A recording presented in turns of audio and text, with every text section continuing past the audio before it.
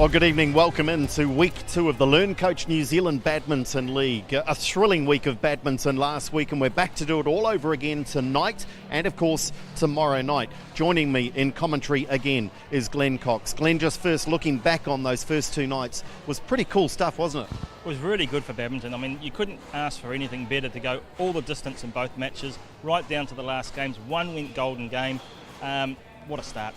And tonight, the 2 teams that lost last week, so they're already telling me there's no more pressure, but I think there is. The OnePure Wolves up against the Huawei Dragons. You think this is going to be very close tonight, don't you? Yeah, I mean, on paper, there's some very, very tight matches, 50-50 any way it could go. We could be going for another thriller at the end, so we wait and see, but one of these teams will want to get on the board with points this evening. Now the Dragons, and it's all on paper and then it can change, but the Dragons on paper look to have the edge in the singles. Is that fair? And if so, is it vital for the Wolves to get on the board in doubles, or is it the other way around? Yeah, I think you're quite correct. I think they probably have a small advantage in the singles, so all those doubles and mixed games become very, very important. If they drop one, suddenly it's a big hole to fill. If they can get on the board, then the gap's small. And as we know with the scoring system and how it operates, anything can happen very, very quickly. It is rapid fire badminton coming your way in just a moment. Match 1 will be on court very soon. It's the OnePure Wolves up against the Huawei Dragons. Yes, good evening. Welcome in once again to this week 2 of the LearnCoach New Zealand Badminton League as we continue on our way, looking to ultimately find 2 teams to play in the final. But of course, before that, we've got 6 weeks of competition that will unfold in front of us. Will we get another golden game tonight? Time will tell. Confirmation of those results last week and the table as it sits. The Tigers with the perfect 3 points. Of course, the Huawei Hawks, the 2 points for the win, but it was a win in golden game. So the Huawei Dragons have the 1 point as a result of losing to the Hawks in golden game, whilst the OnePure Wolves are yet to get on the board here in week 2. They'll be looking to make amends here tonight. Joining me again in commentary, as we've heard already in our intro, Glenn Cox. Glenn, nice to have your company tonight as we look at those standings. It is crucial in such a short competition, not just short games, but short by nature. It's just 7 weeks. Both of these teams will be desperate for a win tonight. Oh, absolutely. I think to get on the board with some points is the key objective for either of these teams tonight. And as you say, it's a short competition, so they've got to hit the ground running and start as they mean to finish. Let's have a look at the 2 teams tonight and just get a feel for these key players. First up, the OnePure Wolves, Coach Fanny Megawati. Of course, their most experienced player is Oliver Leighton-Davis. The strength of this team is where? Once again, I mean, it centres around Leighton-Davis and Pack, basically. The doubles and mixed specialists there. Very, very strong and very, very experienced, and mixed in with a bit of youth and part of that development program that Badminton New Zealand is coming through with. So a really good mix. So that's a look at the OnePure Wolves, their opponents tonight, the Huawei Dragons. Let's have a look at their lineup, and a name we know, he's an emerging star at 19, Oscar Guo. He's going to be involved in the first 2 matches tonight, but relative strengths of this team? Yeah, once again, Oscar's very, very strong, and Shauna Lee is also a good exponent of singles and currently up there. At just 16? Yeah, she's up there, so she's 1 or 2 in the country, so once again, all eyes will be on her to see how she performs under this sort of situation and pressure. Coach, of course, is Ricky Olsen-Segerman. Let's have a look at the order of play tonight as we see the matches unfold. There are 6 matches in total. If we're at 3-3 at the end of the night, we go to a golden game, which is fascinating, the way that we choose who plays in that. But whether we get there, time will tell. We start with the mixed doubles. That'll be our first match, followed by the 2 respective singles, men's and women's. Then we go men's doubles, women's doubles, and we round it out with that second mixed doubles clash here tonight at the Waitakere Badminton Centre.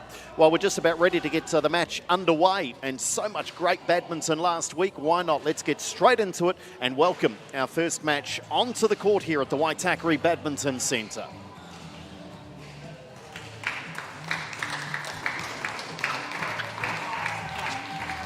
And it is, as we've highlighted, mixed doubles to get this match underway.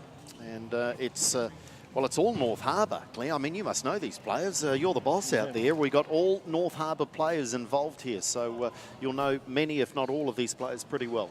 It'll be really interesting. All friendships are gone for the next probably 20 minutes or so, and it becomes very, very competitive. They all train together regularly throughout the week, and now all that goes wayward, and the job to be done. Let's have a listen into Kelvin Sui if we can, our umpire. Not picking up the audio, but we can see with the signals there, the coin toss has concluded, and the players now will have a couple of minutes, just a final hit up here. Conditions, it's cool, but it's not as cold as it was last week, so the shuttle should fly a little quicker. Yep, it's not too bad at the moment actually, so it's I think the shuttle will be at good speed. Has potential to get a bit cooler later in the evening, and then the shuttle slows, but I think at the moment it'll be a good contest. Let's have a look at our respective players. First up, Josh Feng at just 18 years of age. He's in the Mir frame, just on the left there in the blue and white. At 18, right-handed player, and is a single specialist on the up and up. So Josh will be looking to ease his way into the tie with this mixed doubles, and he will follow in the men's singles. Up against this man, Oscar Guo, at 19 years of age. He's been a star on the rise for some time. He is the current 2019 Oceania champion and has a world singles ranking of 379. Yeah, Oscar's probably had a little bit of time off. He spent a year studying in med school, so he's sort of stepping back into it now after probably a few months out. So I don't think it'll take him a long time to do that. Ashley Tan on the left of picture there on the far side of the court, 16 years of age, one of the youngsters. In fact, I can tell you the youngest. It must just be by a matter of weeks or months. We have a few 16-year-olds, but she's the youngest in the LearnCoach New Zealand Badminton League, and a current singles ranking of 8, and at 23 Ready to play in the mixed doubles. And Anona Pak is the final of our quartets. Anona is very experienced, 26. And currently ranked in the world rankings at number 70 in the world in mixed doubles. And she is a doubles exponent, isn't she? A bit of an expert. Very much so. Doubles are mixed to her games, and she's a very, very good exponent of both. It'll be interesting. She'll be looking to take the lead role on this one.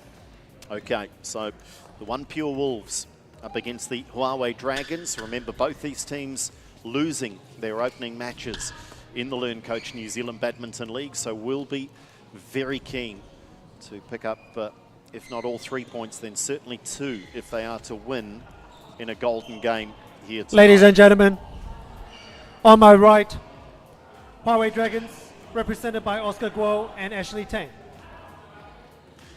And on my left, OnePure Wolves, represented by Joshua Fang and Anona Pak. OnePure Wolves to serve, Anona Pak to Ashley Tang. Love all. Play.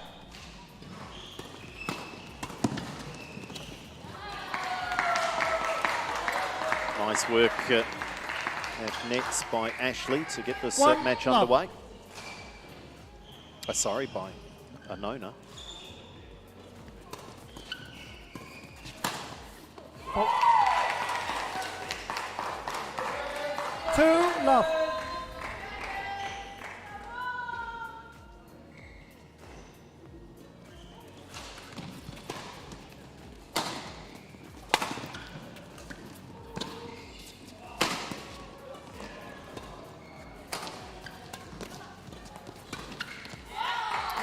Anona very much the senior player in this combination for the OnePure Wolves, so I expect that she might be setting the tempo, the tactics, and talking to... she'll be talking to Josh a lot, I think, on this one.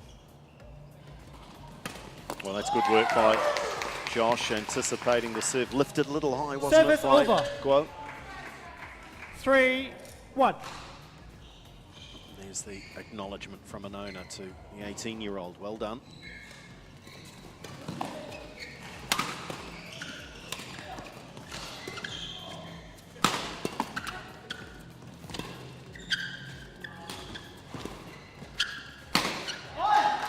Be interesting to watch both Josh and Oscar. They're single specialists, so it'll be interesting, Glenn, to see you pick up on perhaps a singles player playing mixed and what the nuances are that they might not pick up on that quickly. Yeah, it's quite different for them, and they've really got to adjust, and it'll be interesting to see who does that first. 4-2.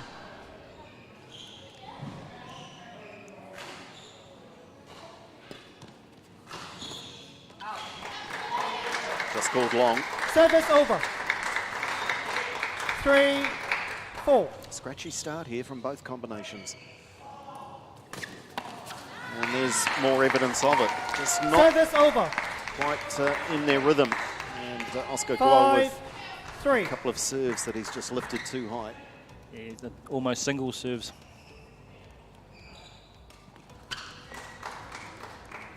Service over. That whole adjustment 4, to the mixed component. 5.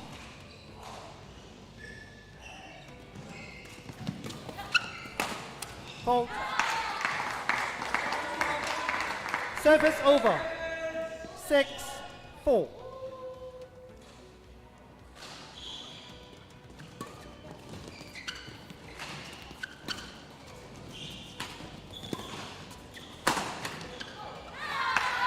Again, it's another one off the frame. Just not finding the middle at the moment.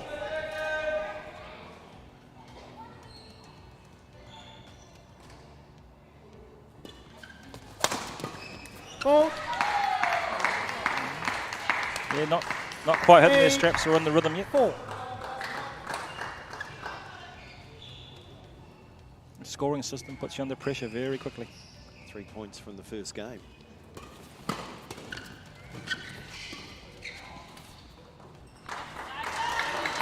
You are just joining us and catching up with the action. All of these games played to 11. 8. Best of 3.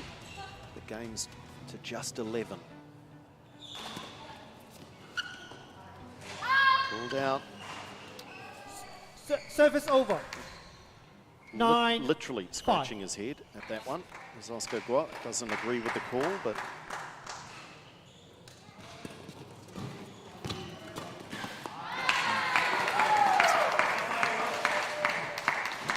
it's that mixed doubles anticipation.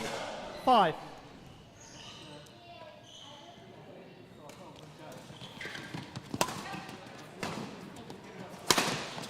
that's more like it from Oscar Guo. That's Service over. where he likes to go to work. 6-10. Oh, and that was far too Game. short from Ashley Tan. And quick as you like, blink First of an game eye. won by And OnePure it's Feng Wolves, and Pat.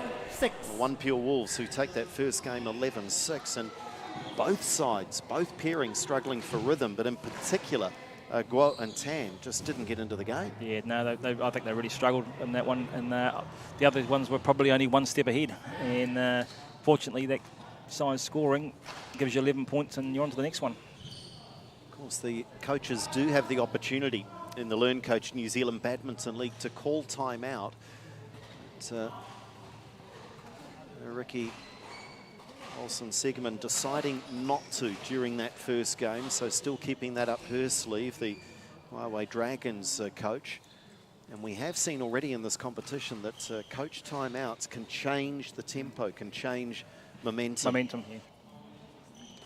So it'll be interesting to see if she can get the Oscar and Ashley to settle down and get into the groove and play the shots properly. They wouldn't have played much together at all, would they? No, this could very much be the first time.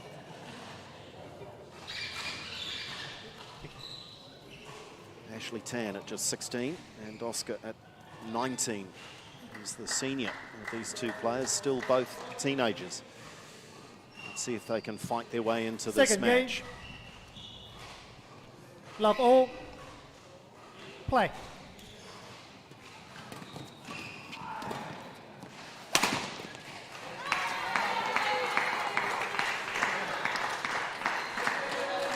One love.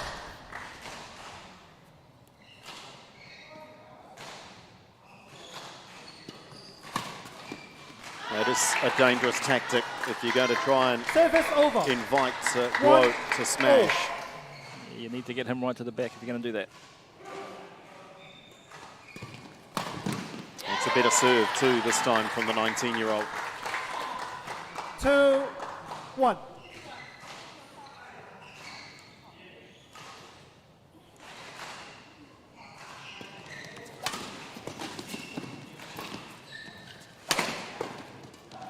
Great defensive play, Oscar Guo. Kept them in the point.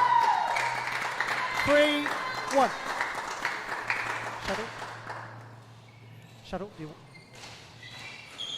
you want to change ask shuttle? for the court surface to be dried a little here, where midway through that rally, Oscar was on the deck. Yeah. If you get some moisture on those courts, they get quite slippery. So it really is quite important that they get those mops out and get it removed. Yeah, players have to know that they're confident underfoot. That's nice from Josh Feng, a little power from Service over. the 18-year-old's racket. 2-3. Really makes such a difference if you can hit down. If you can get opponents to lift, that you can hit down and control it, makes a huge difference.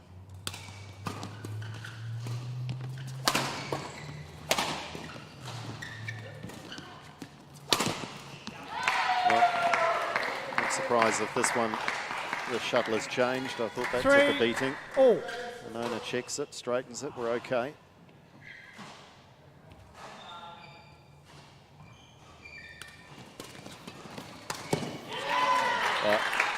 I think the apology there from Oscar. I think both these quartets, these pairings, they need to go and practice their serve.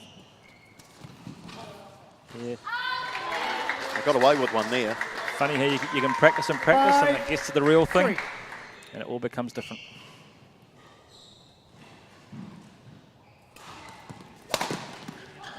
Another example of it. Service over. 4-5.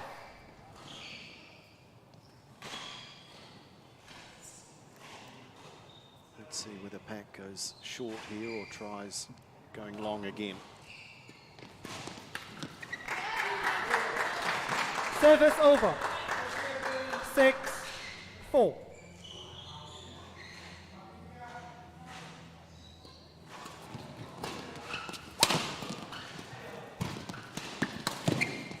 Easy put away for Oscar Glock. 7-4. And OnePure Wolves, timeout. timeout is called, so Fani Megawati is pretty keen for this to be one in 2 straight games, or at the very least just wants to halt this momentum that Guo and Tan now have. Yeah, I think you saw Oscar starting to get in and dominate, and I think she's really trying to put the brakes on that and halt it. So take the break and try and settle her team back. I think it's great too that the coaches can influence the game with these moments. It's not always the case in international badminton. You've got to wait for a change of ends or an end of a game, but I think it's great that they can have an influence. Certainly keeps them a real involvement right through it. 7-4.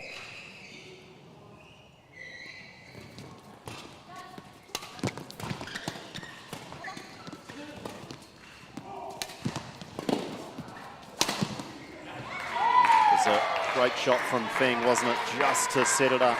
Straight to the smash and then just brought Oscar Guo forward. 5-7. Good and steep with a good angle.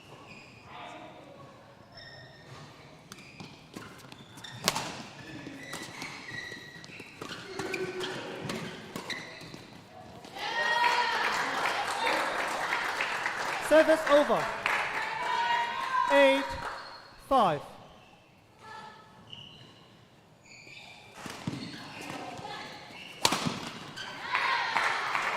Well, they're not clear just yet, are they? Service Feng over. and Pack are just hanging in there at 6-8.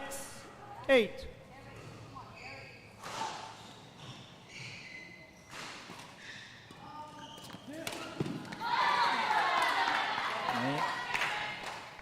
It's all there now. Do you work really hard for 4 points and it's all over?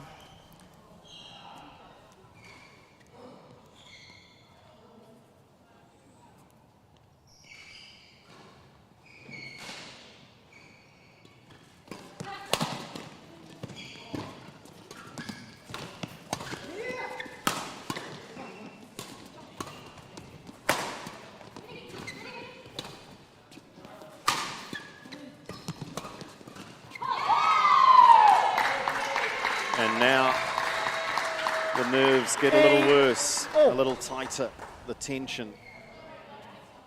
Guo and Tan must win this game to keep it alive.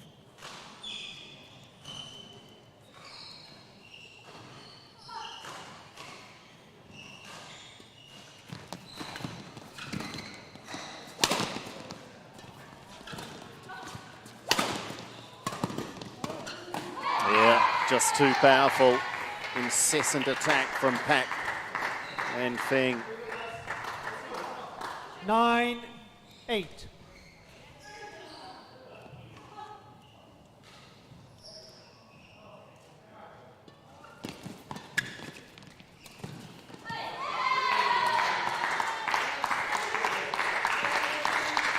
Match point for the OnePure Wolves to go one up. 8.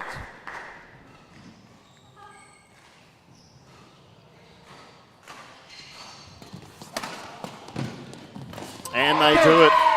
They were behind in the second game, but ultimately that is a comfortable win. 11-6, 11-8, and the OnePure Wolves on the board. And Guo and Tan threatened to make a match of it, but ultimately Pak and Tan just well deserving of that win. Yeah, and you really saw that Match that won attack by change. OnePure And Wolves, they 11-6, forced them to lift up, 11-8. and Feng could attack and smash. And Pak is very, very strong around that net. So as long as they were hitting down, I think they were always in control, and that was certainly very evident in the very last stages of that second game.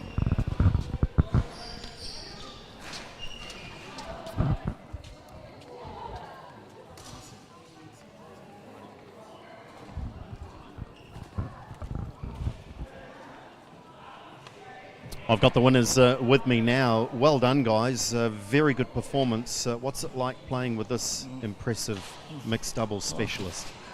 I think she's just so calm on court. Just like healthy. They try to play my game and try to relax more. Just try to get the shuttle in and just play the game.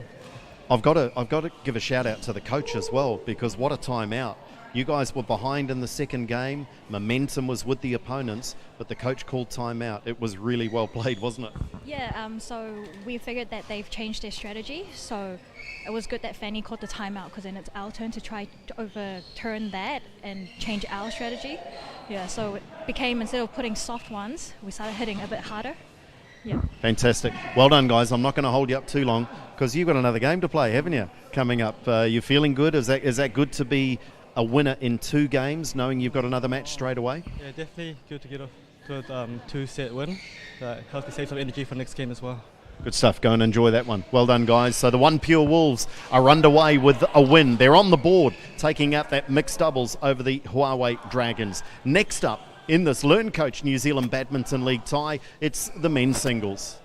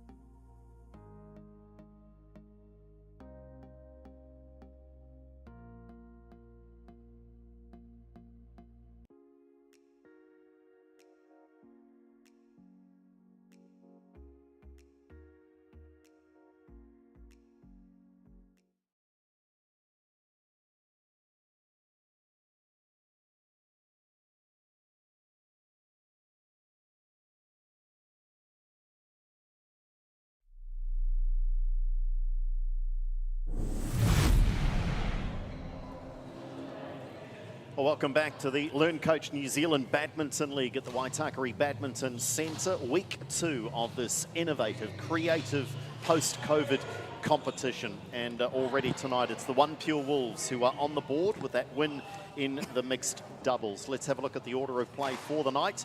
Men's singles is next, followed by the women's singles. Looking forward to that one between two very good young players. Men's doubles, women's doubles. And we round it out with the mixed. Of course, if we are at 3-all at that point, we go to a golden game. But it is indeed time to welcome our players on court. We've seen them already in the mixed. It's going to be Joshua Feng and Oscar Guo. It's the men's singles here on this first night of week 2.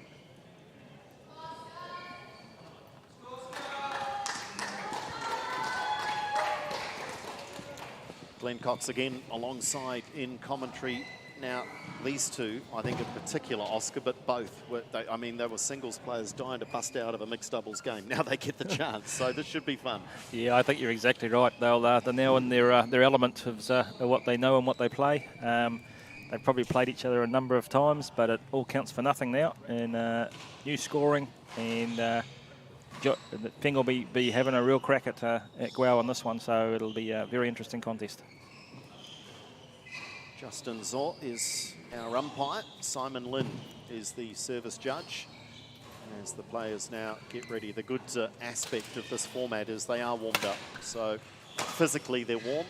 Mentally, they've just got to make that adjustment. But as we've described, much easier for these two to flick the switch and get into singles mode. Oscar, 19 years of age. Those New Zealand rankings, he's had that time away, so the rankings are not there for New Zealand, but when we tell you that as an 18-year-old, essentially, he's climbed into the top 400 in the world in singles, that's an indication as to his class. Very powerful player, isn't he? Loves to be very explosive. Yeah, very, very dynamic, very, very strong. Strong on the legs, strong on the upper body, hits it very, very hard. Has the distinct advantage of being a left-hander, which for a right-hander gets all the angles wrong, so it's more difficult to play. Josh Feng just jumping into frame there at 18 years of age, a year younger from North Harbour. He is a singles specialist, the current New Zealand ranking of 30, but he's very much a player on the up and up at 18 years of age. His strengths include his court speed. So fast, he's just dashed out of shot. There he is. So Josh Feng. This will be a great opportunity for Josh, a real scalp for him to try and take here tonight. Yep, and a completely new environment. So it's a lot unknown as to how they both adapt to that scoring system quickly and get that good start. Saw both players just struggling with the requirements on serve in a mixed doubles clash. I think they'll be more comfortable here just to launch into the rallies. Players, of course, have just got to be aware of the tactics. Will the serve go short and be drawn into net, or will they be pushed to the back of the court? Final little warm-up hits here, and we're just about ready to get underway. Ladies and gentlemen, on my right, Huawei Dragons, represented by Oscar Guo. And on my left, OnePure Wolves, represented by Joshua Feng. Huawei Dragons to serve. Level, play.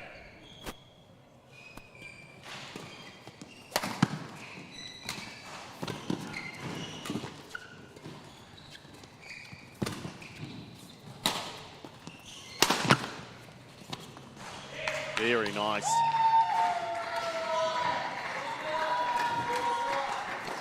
Service over. I think Josh will be very happy with that one. Love. Great start. Out. Not so good.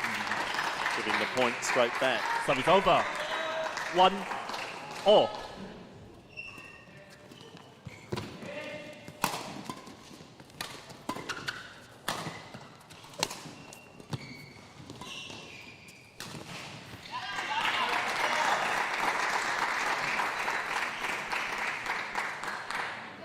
Two, 1.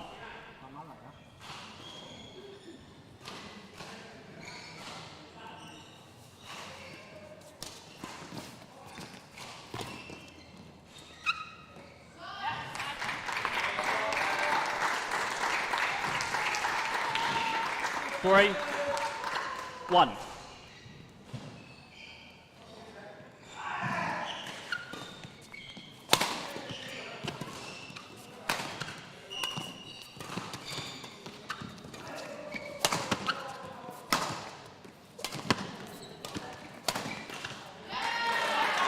Pretty much won all there is to win, hasn't he, coming through the age grades, Oscar Guo, in the game. Oh, 4, very much so. New Zealand champion at 14 years of age. And then backed it up, winning it again at 15. So he's... a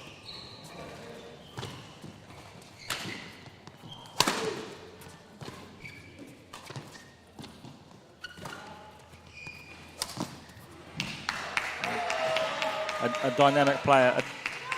Represented New Zealand at the Youth Olympics in Argentina. 2, 4. So he's had a lot of international experience.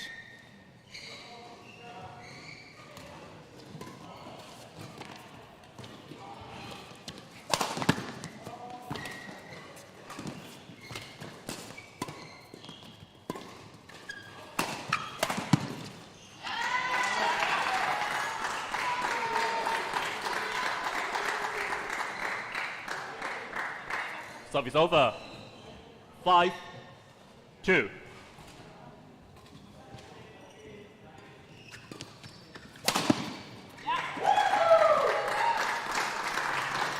That's where Oscar's really strong. 6, That's it very, very hard from round 2.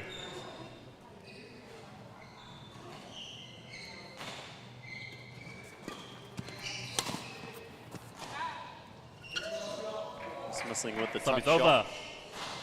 3, 6.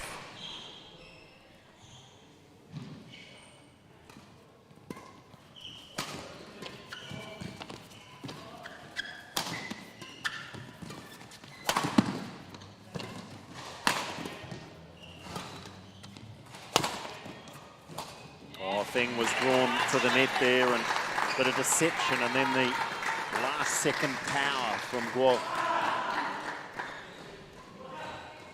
Service over. 7, 3.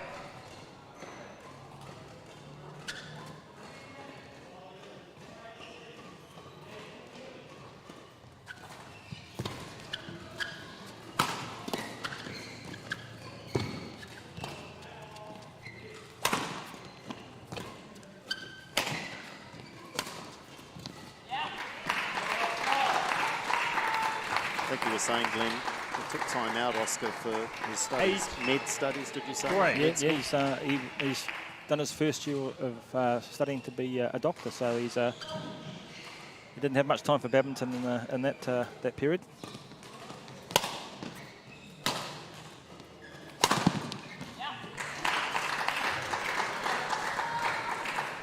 Impressive start to this one, though, and that start 9, sees 3. Oscar Guo now just 2 points away from the first game.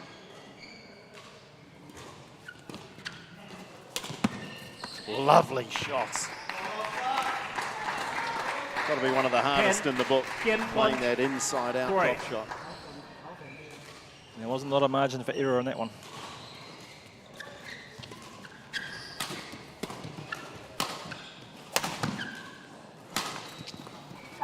Game. Just wide, so it is the first game, 11-3. That is so impressive from First Oscar game won by Guo. Huawei Dragons. 11, 3. He is, of course, the 2019 Oceania men's singles champion. Was both the 2015 and 2017 Oceania junior champion. Meanwhile, Josh Feng talks with Tony Meguati, and they try and find a way into this match. How does he find a way into this match?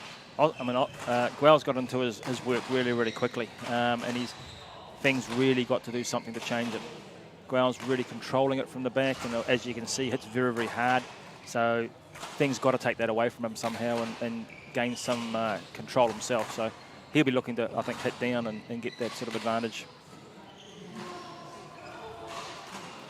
Does, of course, have the confidence of that first up win in the mixed doubles alongside Anona Pak, but right now that must seem a lifetime away.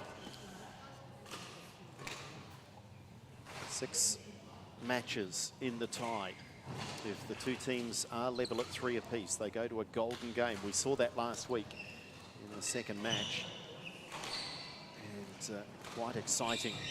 The whole process of deciding who plays in the match, with the coaches eliminating players until they're left with just one match on the board. But early days yet. But certainly Oscar Guo looks a favourite here to level this tie up at 1 apiece. Second game, love all, play.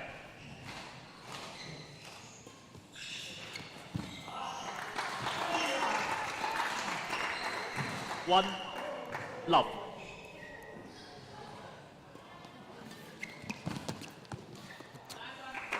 Not sure he got it cleanly, but did enough, did Oscar Guo. 2, love.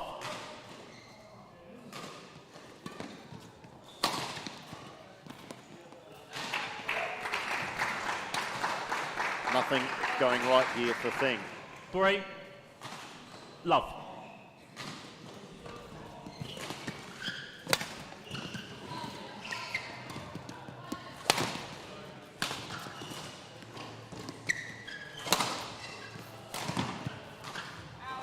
That one goes wide, so Service that's a over. mistake from Oscar. 1, 3. Just so important to get that early quick start.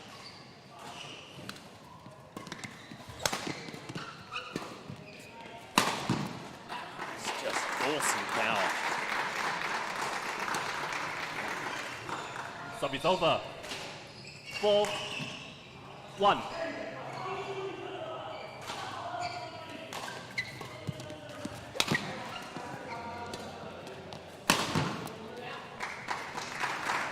Just irresistible at the moment. Yeah, sometimes it's hard to appreciate how hard that shuttle is actually being hit and how fast it's travelling. Each game, 1. Little confusion there about the ability to call a timeout. Of course, Ricky was saying, but hang on, they've already had one, but that was about 5 minutes ago in the previous match. So Fanny Magawati here quite within her rights to just try and slow proceedings down a little, because at the moment, I'm not sure that they have the answers, Josh Feng and Fanny Magawati.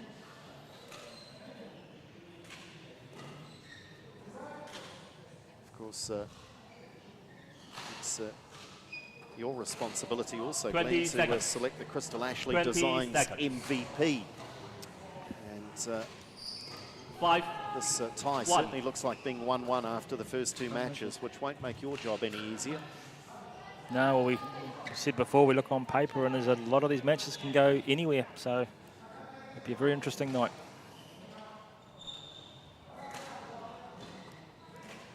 Yep.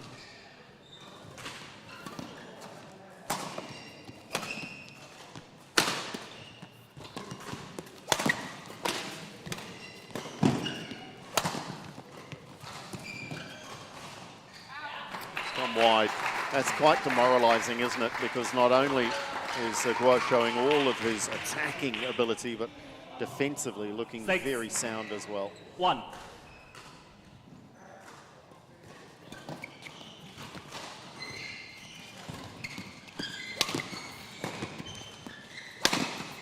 Yeah.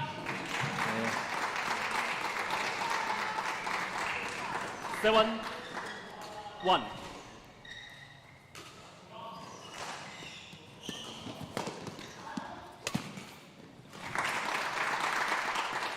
Eight, 1.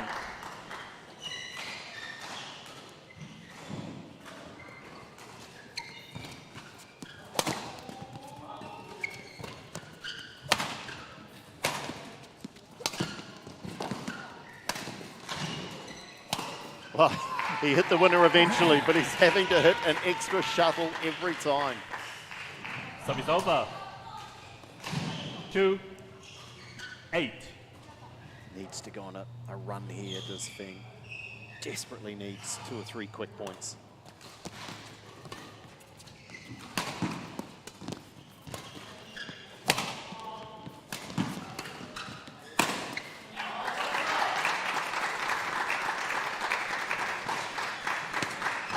Service over. 9-2.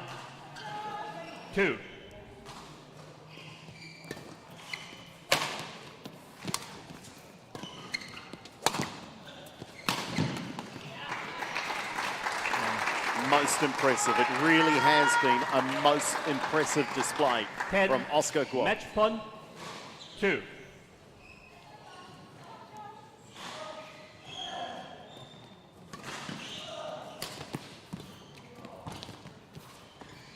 Again.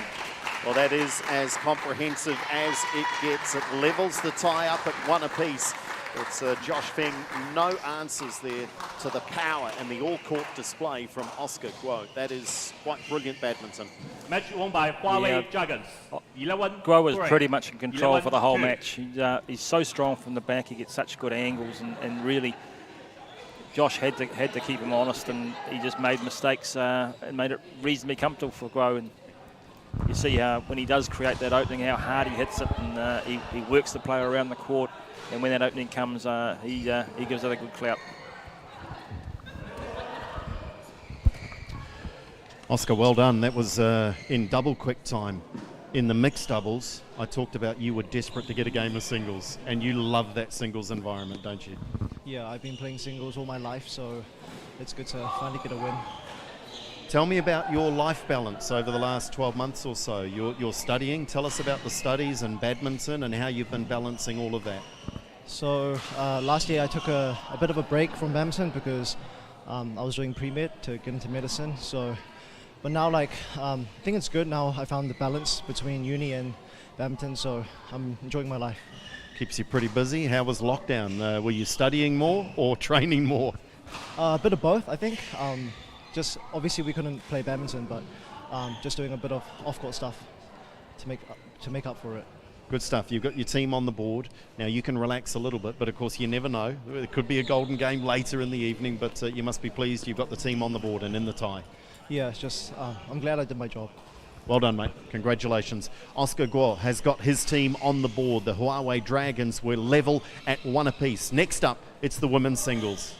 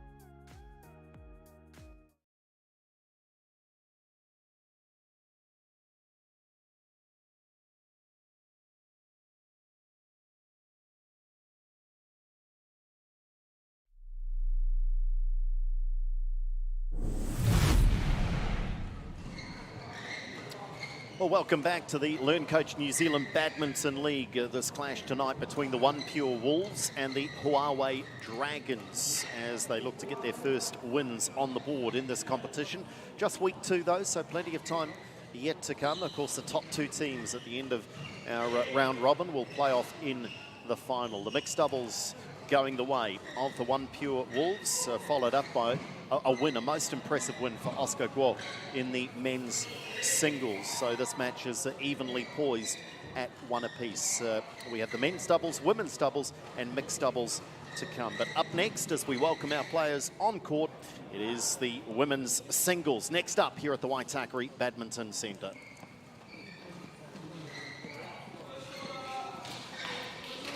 Now on paper, Glenn Cox, this certainly favours Shauna Lee, the 16-year-old's incredible #1 ranked in the country at 16 years of age. But at number 4 in the country, Caitlin Rosario, the 19-year-old, her chances not to be dismissed here. No, not at all. And once again, they train a lot together, so they'll know what's coming. Once again, Shauna Lee, the left-hander, and she's come along a lot in the last 12 months. Green pieces. or black? Black core. Green. You receive. You happy on that side?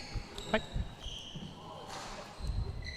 So Simon Lin with the pre-match formalities. Looked like Shauna was having trouble making a mind up. She won the toss and then thought, well, hang on, what am I going to do? But decided, I think in the end, am I right to receive? I think that might have been her decision. It was, and reasonably unusual, I must say, for a player to take that option. But I'm sure she's got her reasons. Let's have a look at our 2 players in this women's singles clash. Shauna Lee at 16 years of age, but I can tell you, folks, she is a very impressive young lady, very mature on and off court. She handles the pressure superbly well at that #1 ranking in the women's singles and also in the top 5 in both women's doubles and mixed doubles. But out of North Harbour, very impressive young lady. Yeah, Shauna works very, very hard.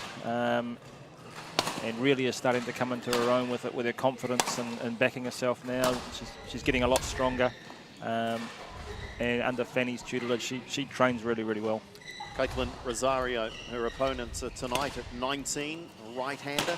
And again, look at those rankings. Inside the top 10, number 4 in the singles, 9 in the doubles, and 12 in mixed doubles. So she also has been a New Zealand representative at the Junior World Championships in 2019, so has some experience on that international stage. Yeah, they had that World Juniors in Russia, so she's had a bit of travel and that international experience, and it all comes to help in these sorts of situations as you step up the ladder into these realms. Style of game of the 2 players, do we see a contrast? Are they similar? Is there anything too different about them? Probably not dissimilar from the last one. You've got Caitlin, who's very, very steady and moves around quite smoothly, and Shauna, who's probably more the dynamic one and will attack and has those left-handed angles which work really well. We have our final introductions from umpire Simon Lin, and we'll be ready to get this women's singles match underway. Reminding you that the tie currently is level at 1 apiece between the Wolves and the Dragons. It's a race to 4 wins, or if it is 3-all, we go to a golden game.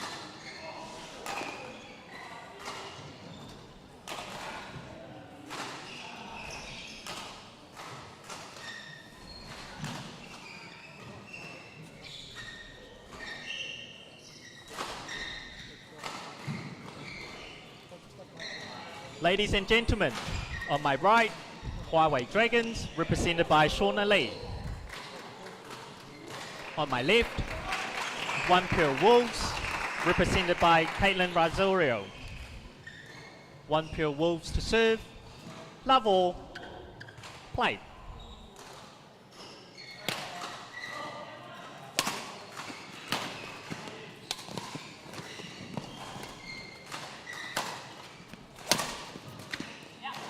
We saw the danger in the men's singles, the danger of not getting into the match, and Josh Feng just couldn't get a level footing with Oscar Guo, so you would think Rosario must start well.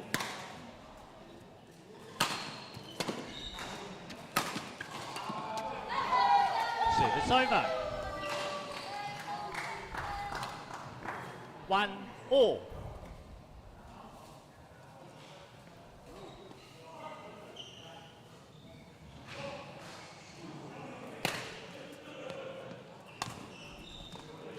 Wonderful touch. Service over. 2-1.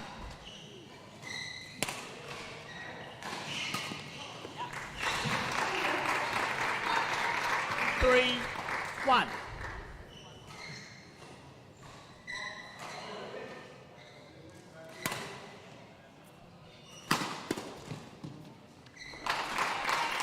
Just caught the line. Would break your heart, wouldn't it? 1. See how quick that is? 3-point lead. Play. A couple of short rallies and there's a gap.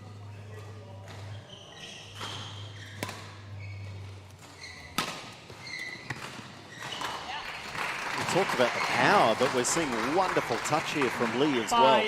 5-1.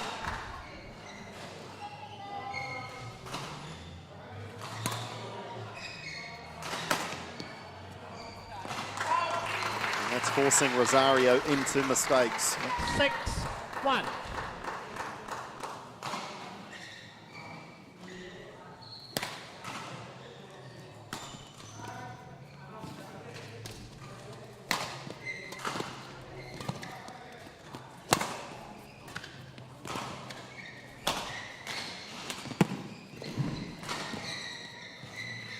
A great rally. Possibly the rally of the night so far. Really good play by both players.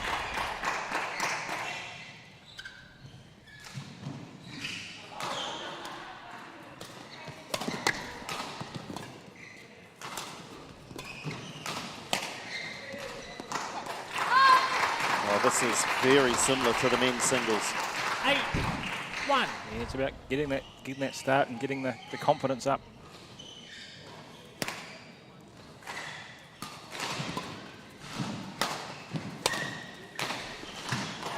It's good. You did suggest this might be the way this would go. You did say that the Dragons would have the advantage in the singles.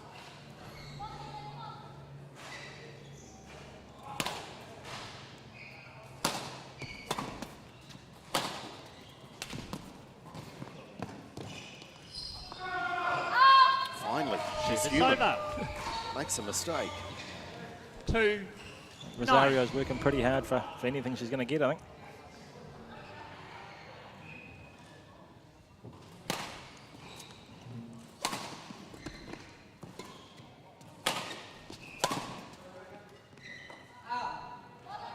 This is important. Get into the game. 3, Feel like 9. you're in the match.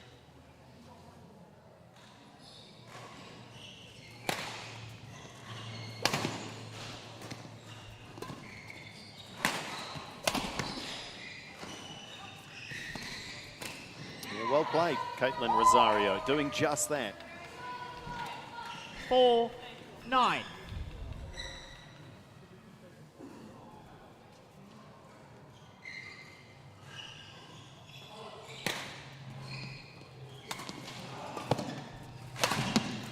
Fault.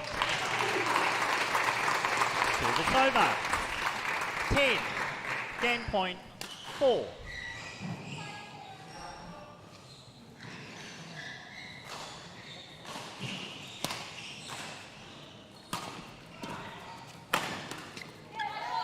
Service over. 5-10.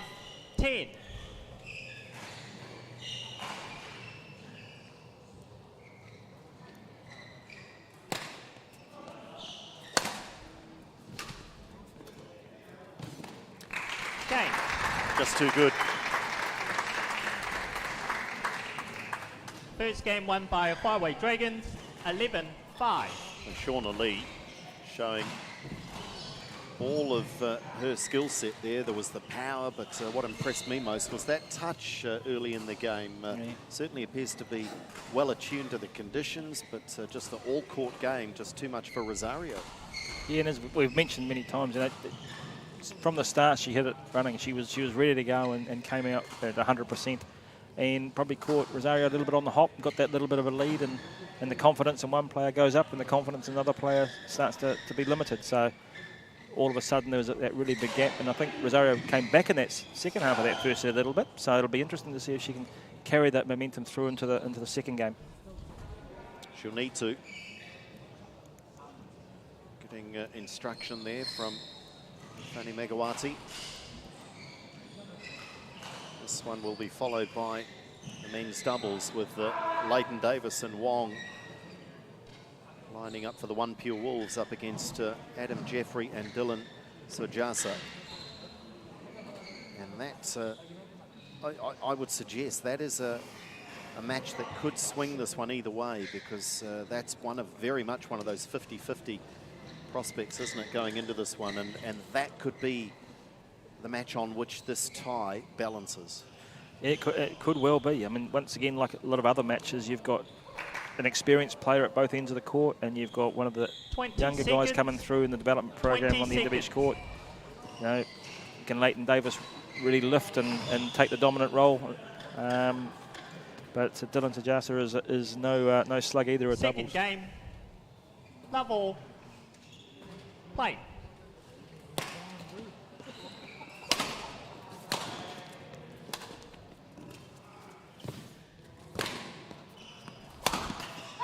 That's better.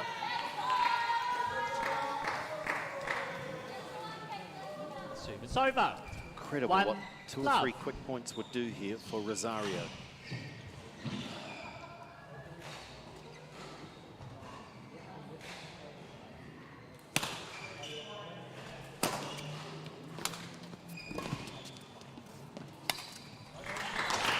Thought about leaving it and then realised he had to play. 1-4.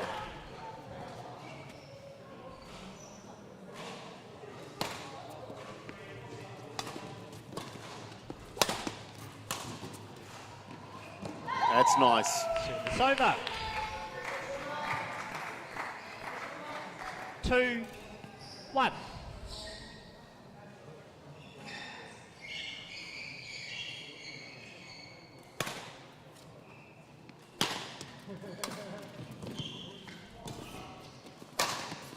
Well, the court coverage from Lee, world class. Yeah, being that left-handed, that was straight into her forehand side.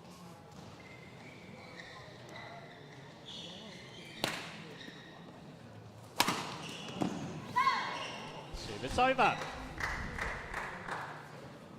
Change. This is what Rosario needed, though. 3, doesn't matter how, 2. just get into the match. Get that start.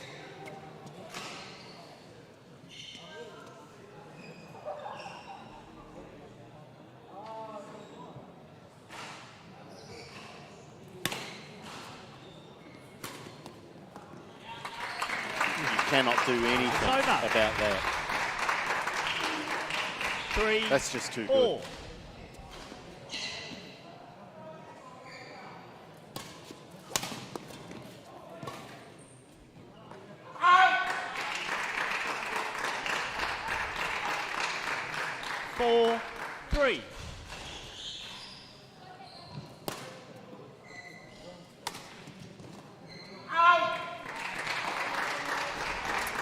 good. Looking a little bewildered. Got to get her head in the game.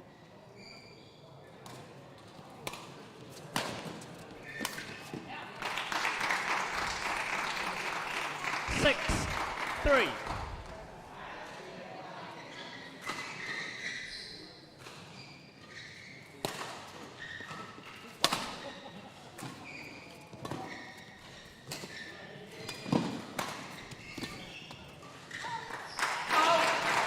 This is dangerous now, isn't it, for Rosario?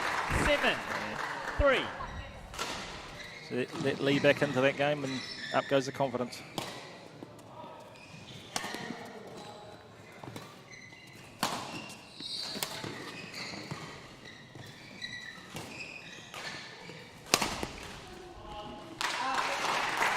Marching, it would seem, to a very comfortable win. 3. Timeout. Timeout is called. OnePure Wolves. And that just had to happen to not call a timeout. Fanny Megawati would just be waving the white flag. Just needs to try and arrest the momentum here. But Shauna Lee was 2-3 down and has just rattled off 6 points and in complete control.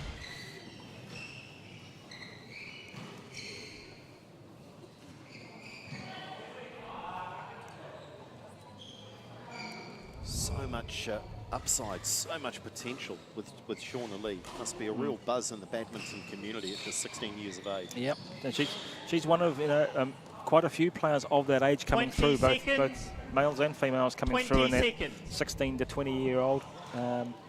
We've got some good depth nationwide there, and just need a few to come out into that top level. 8-3. Play.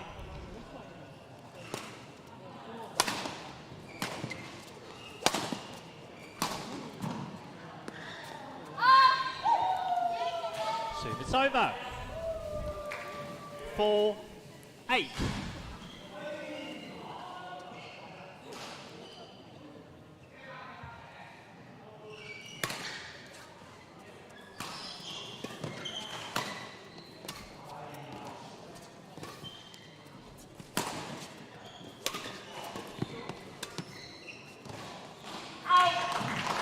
Was unlucky, really difficult shot, but just drifting wide. 9-4.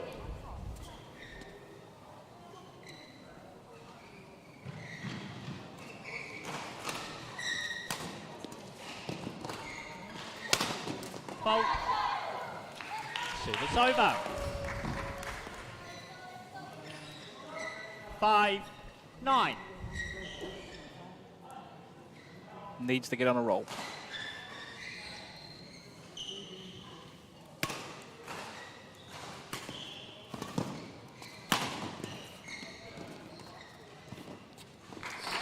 There's been little or no effort at disguise or variety on the serve. It's not putting Lee under any pressure at all through the match. And that brings up a match point now for Shauna Lee.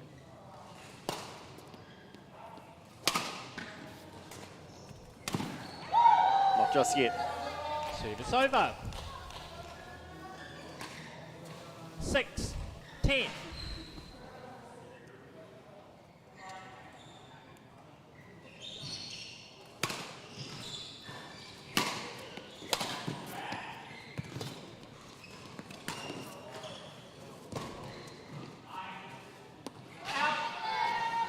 Fist pump there from Rosario, still fighting. 7-10. Does describe one of her great strengths as never giving up.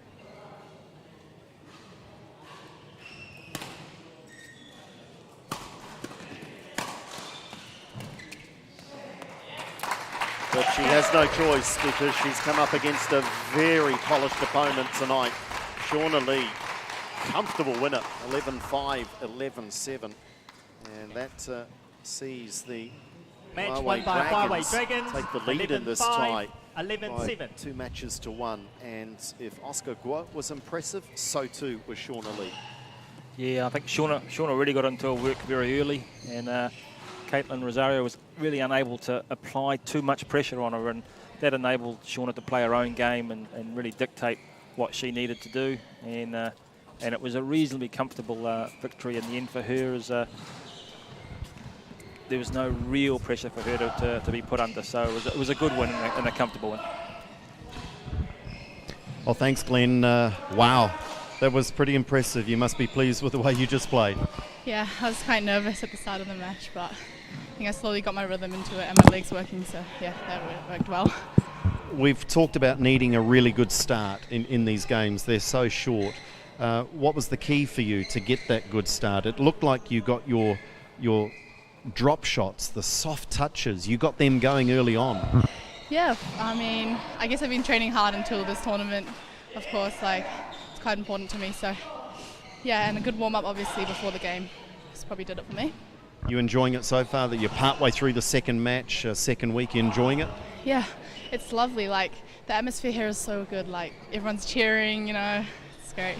Good stuff. Well done. Wonderful performance. That was dominance by the Dragons in the singles, winning both the men's and the women's. Can they carry that on? They lead 2-1. Up next, it is the men's doubles.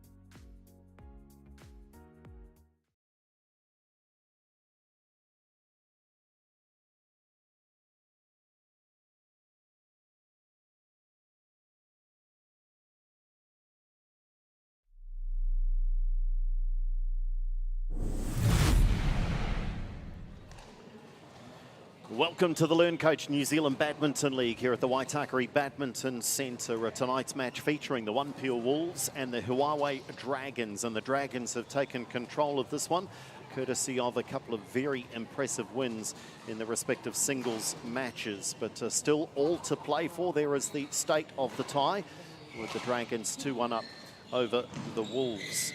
And we'll look at the order of play and matches still to come tonight. We finish with our second mixed doubles clash. Women's doubles will precede that, but the next one is our first opportunity to see the men's doubles in action as we welcome our players onto the courts. They'll be led out by our umpire for this one, Justin Zoll. And it is going to be the first opportunity to see the captain for the OnePure Wolves. In fact, I think the respective captains, with Dylan Sajasa captaining the Dragons and Oliver Leyden-Davis the Wolves, both very experienced campaigners. Oliver Leyden-Davis, I would hazard a guess, might well be the most experienced player going around in New Zealand badminton at 29. Yeah, very much so. He's played many internationals and been overseas and Okay, please. for a number of years now. Red, green, sure. Red. Serve, receiver. Okay, which sure. Okay, they'll stay where they are. It'll be the Dragons that will serve and the Wolves to receive. This is fascinating, though. This is a wonderful aspect of this LearnCoach New Zealand League, because you've got two experienced players, campaigners in Oliver Leighton-Davis and Dylan Sajasa, and two of the youngsters, two of the up-and-comers, Adam Jeffrey Shaw at 22, but he's, 19, as is Evan Wong, and they're both emerging. There is the details on Adam Jeffrey just to the right of your screen in the Huawei Dragon red and black colours. And those rankings you would think would rise over the next year or two. Yeah, to be honest, I'm quite surprised with him. I think it might be something to do with he probably hasn't played that many senior tournaments, and that's why it's a little bit higher out. But he'd be a lot higher than that in the rankings, I would think, ability-wise at this stage. Alongside him, but in the opposition is Evan Wong, also at 19. His men's doubles ranking at 18. He's out of Auckland. Represented New Zealand at the Junior Trans-Tasman Series back in 2015 and won the men's doubles title at the Under-19 National Champs in 2019. Oliver Leighton-Davis on the far side there, just smashing away in the blue and white at 29. Ready to play. These days based in Europe, but loves coming back, and he is a great supporter of New Zealand badminton events. As he departs, and Dylan Sajasa there now on the far side of our picture on the left. And at 25 years of age, he is the oldest statesman of this combination, currently ranked at 2 in the country in men's doubles. And you're quite correct. It's a fantastic opportunity for the two younger guys to be in this sort of environment, partnering and playing against the guys of this sort of quality. So they've got everything to learn and everything to play for. Well, this one you would think is going to be critical. The Dragons lead at 2-1. They won both singles. We talked about that being the strength of this team, but can they win this men's doubles and extend to 3-1 in the tie? Ladies and gentlemen, on my right, OnePure Wolves, represented by Oliver Leighton-Davis and Evan Wong. And on my left, Huawei Dragons, represented by Adam Jeffrey, Dylan Sajasa. Huawei Dragons to serve. Dylan Sajasa to Oliver Leighton-Davis. Level play.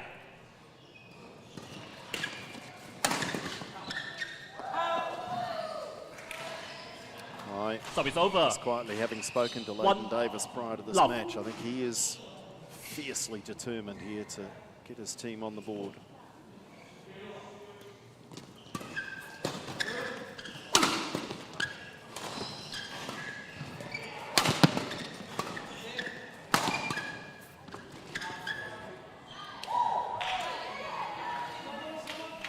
Two, love. Ranked 67 in the world in men's doubles. And over the last 4 or 5 years has spent much of his time in Europe.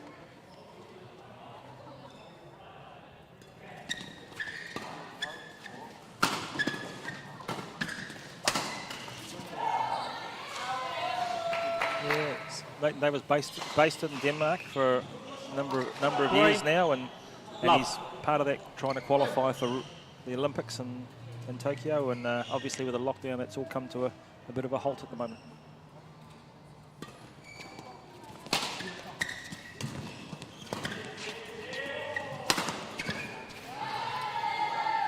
And try to qualify as a combination? Is it with Mani Manota? Yes, it is with Mani Manota and with Anona Pak in the mixed.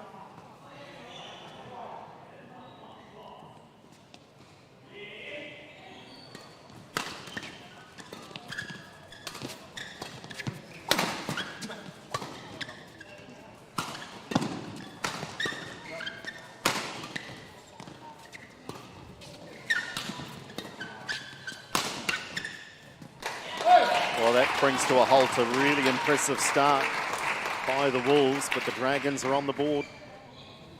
Service over. 1-4.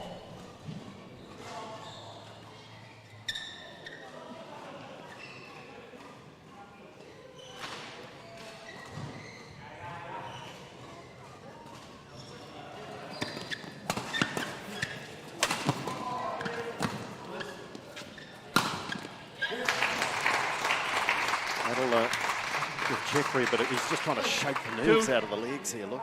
4.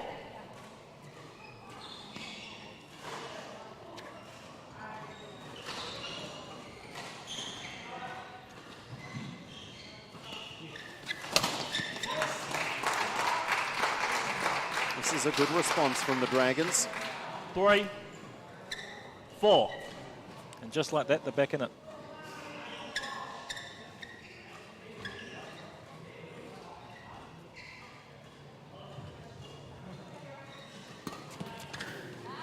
Just pouncing. Service over. 5, 3.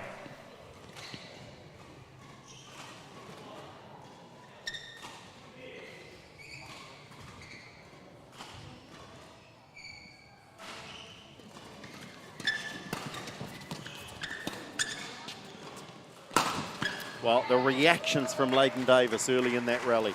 Stunning 6, defensive play. 3. And even under pressure, he's still doing what he wants to do with the shuttle. There's no panic there.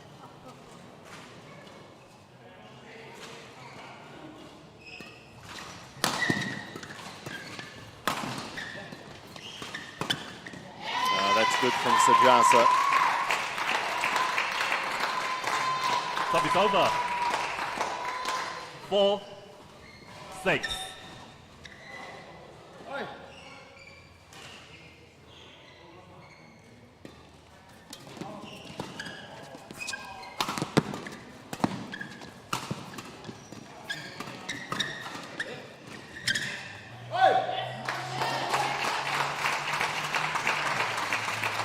Already, this is developing into the 5, close match that was 6. predicted.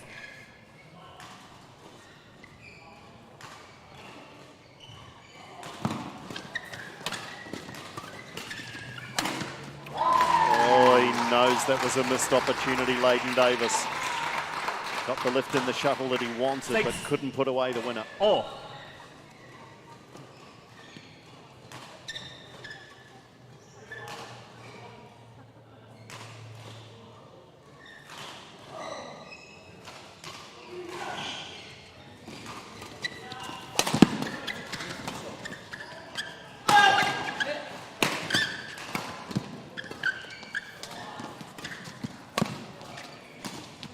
Oh, wonderful rally. Brilliantly finished.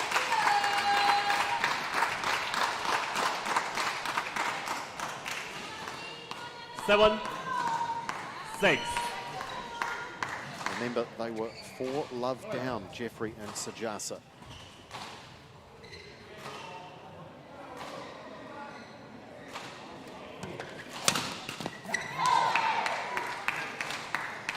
Service over. And Wong's playing his part 7, here. 4. Both youngsters are.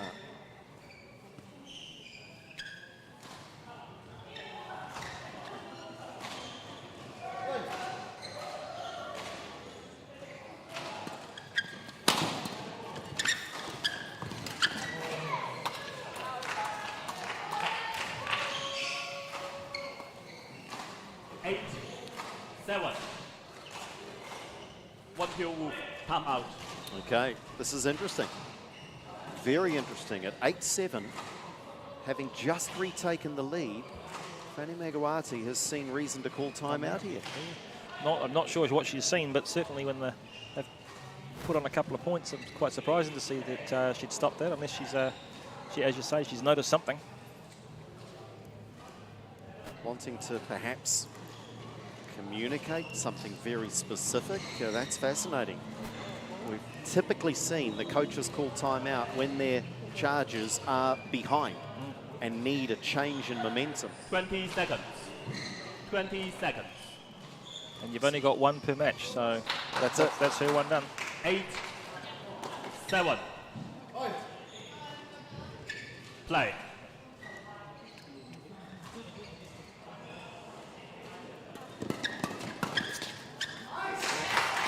And it's easy to say that it didn't play out, but I mean, there's still time to go in this game. But 8, all.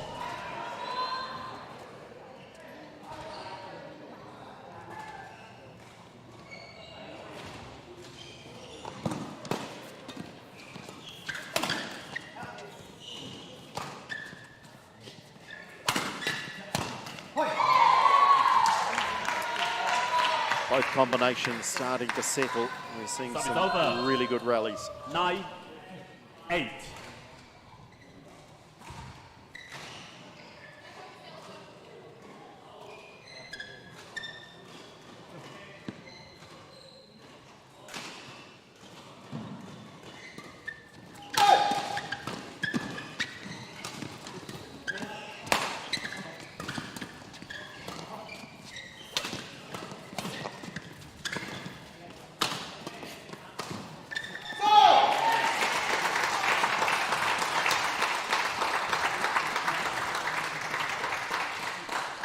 Service over.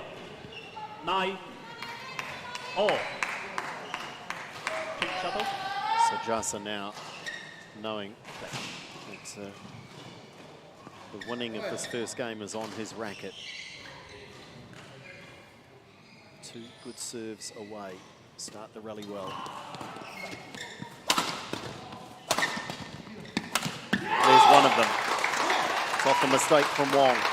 Brings up game point. 10, game point, 9.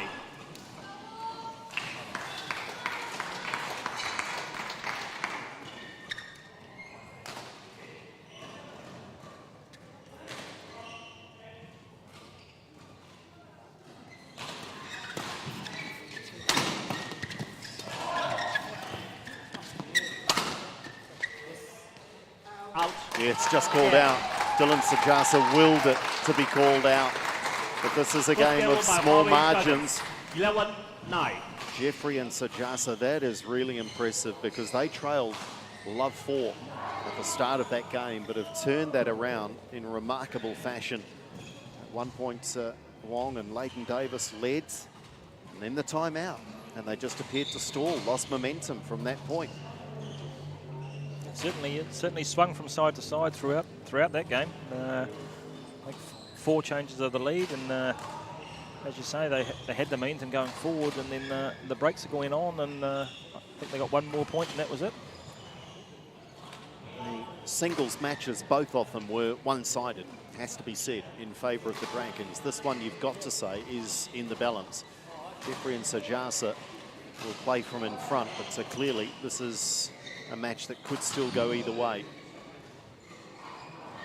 The irony here, Glenn, is that the 2 youngsters, Jeffrey and Wong, they probably know more about each other's games and maybe have trained and played together as appearing the 2 19-year-olds out of Auckland than they have with their respective partners here tonight. Well, they actually are appearing.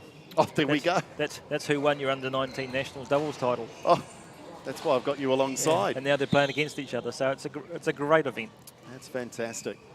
So not only 20 competitive here tonight for their respective 20 teams, seconds. but there'll be some bragging rights as well amongst a couple of good mates, no doubt.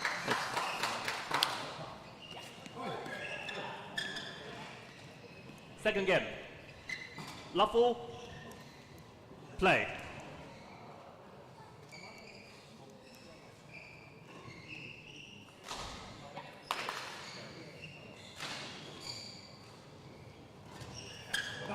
Service over. 1 love.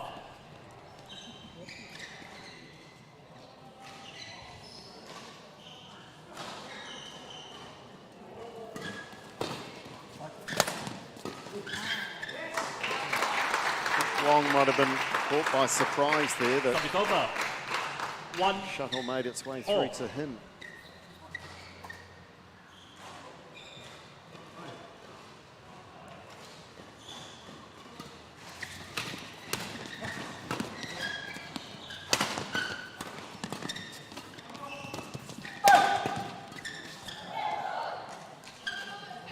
Service over. 2-1. Not sure if you can notice it, but when the Hawaii Dragons serve, the server's actually signalling behind his back as to where he's going to serve it. Gives his partner a bit of an idea.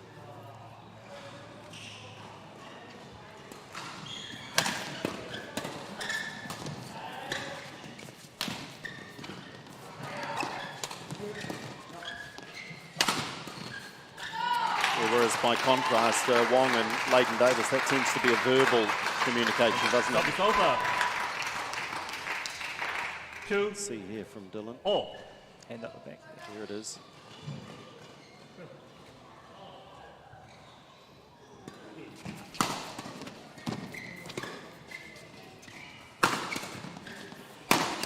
Power from Leighton Davis. Service over. 3, 2. There's the final word from Leighton Davis.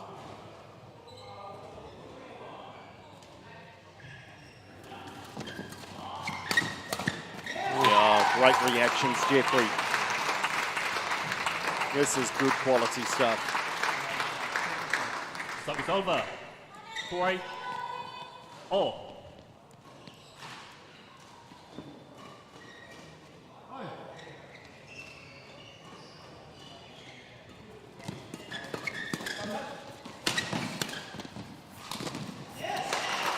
That's a rare mistake, an unforced error. 4, 3. Brought about, I think, though, by the Play. tension, closeness of the situation.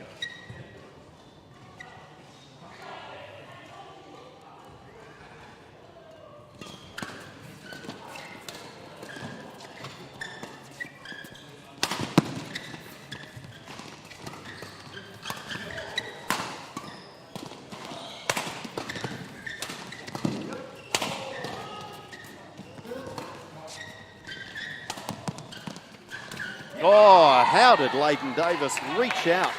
Looked like that was going to hit the floor and he just extended. Service over. Even under that sort of 4, pressure, still kept it tight to the net. all. They are going through a few shuttles in this one.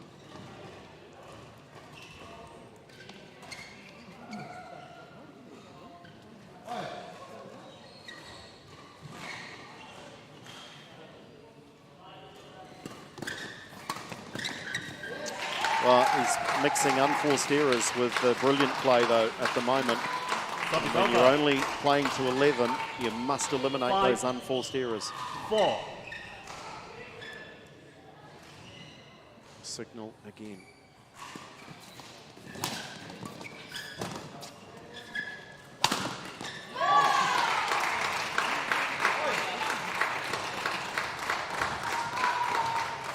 Six, 4.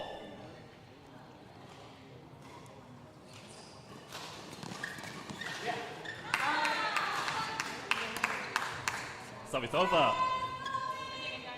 5, 6. These are important moments. They've already lost the first game, the Wolves. They cannot afford to let the gap go out here.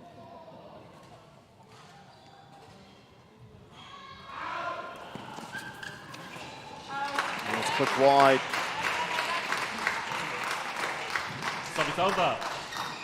7, 5.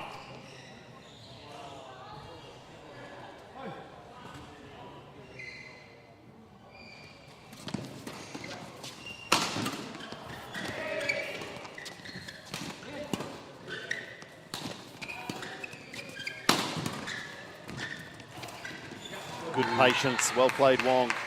Just resisted the temptation to try and over. blast a winner. 6, 7.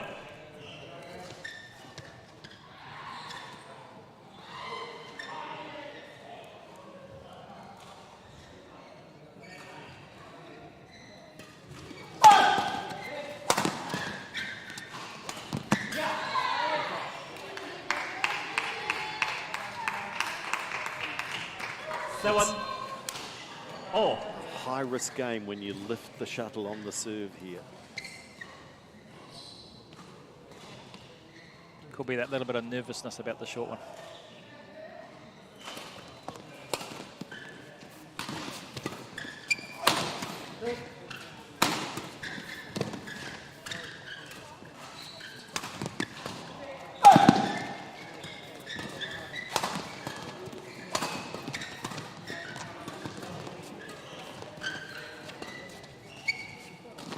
Oh, it was brilliant badminton to that point. Quality from both pairings. It's over. 8. Wong really needed 7. to hit that one. They were in the rally and he needed that.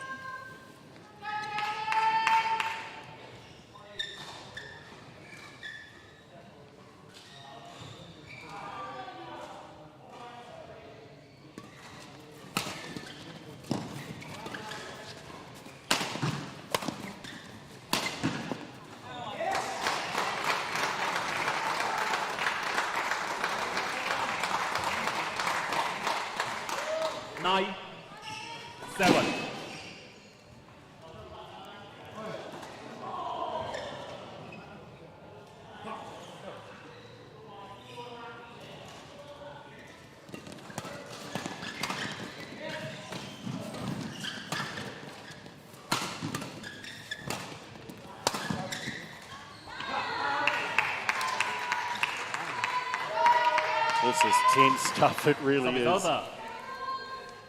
8. 9. The Wolves' fortunes in this tie might ride on these next 2 or 3 points.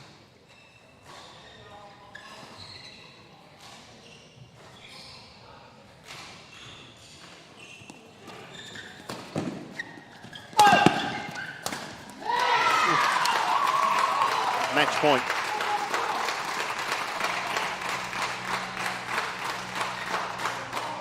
Service over. 10.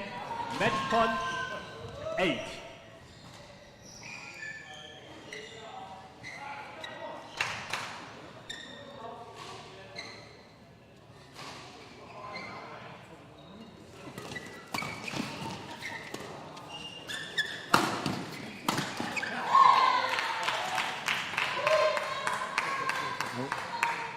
Service over. Time out. Oh my goodness. Timeout on match point. Oh my goodness. Now, is this purely a tactic to sort of set the nerves jangling a little? Because the Wolves have got to come out after this and serve. Yeah. I mean, yeah, who's got the stronger nerve? We may well find out in the next point. Very interesting time to call it. In some ways, you'd rather be serving in a situation like this. Yeah. When you match point on the line here, you'd rather have that nervous tension in the service racket, perhaps. Yeah, mind you, we've seen a lot of flick serves. 20 so seconds. You know, maybe they haven't got the confidence in those short serves at the moment, and that's why they're having to flick them up the back, because ideally you want to be hitting down.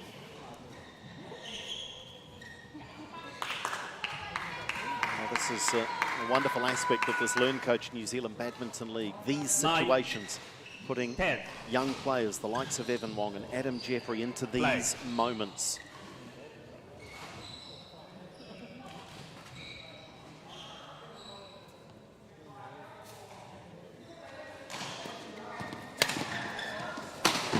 Well, great response, Evan Wong.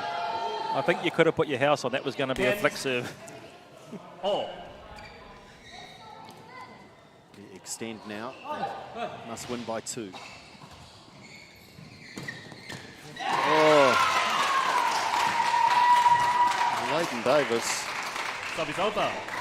He's lost sight of the shovel. 10. Third match point.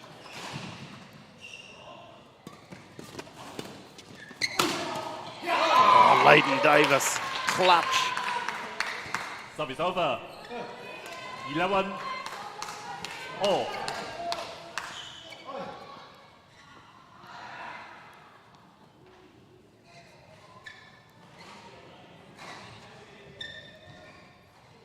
Very methodical. Talking it through.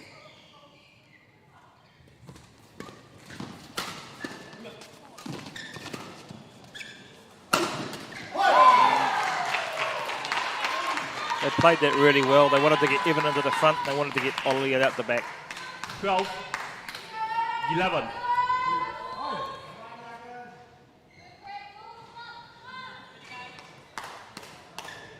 Again, they take their time.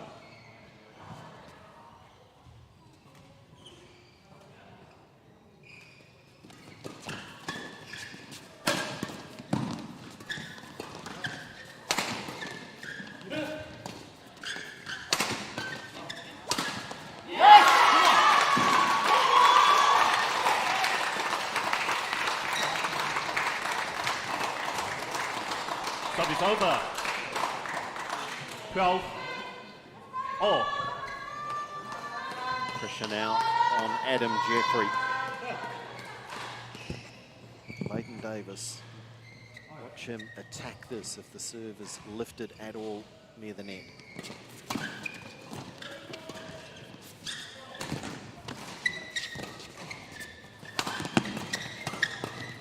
Oh, they might have got out of jail on that occasion.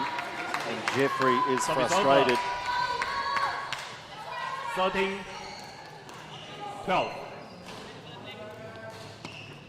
So Wong and Leighton Davis have faced down, I think, 3 match points. And now this their second game point. And they've got it. We're going the distance. Oh, that is brilliant.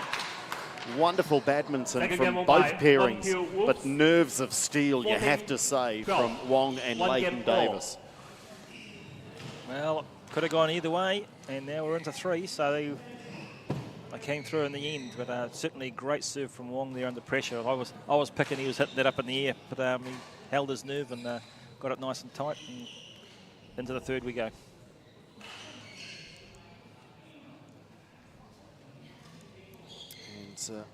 Both coaches have called time out at unusual moments, and perhaps on both occasions hasn't worked out, but you roll the dice, don't you?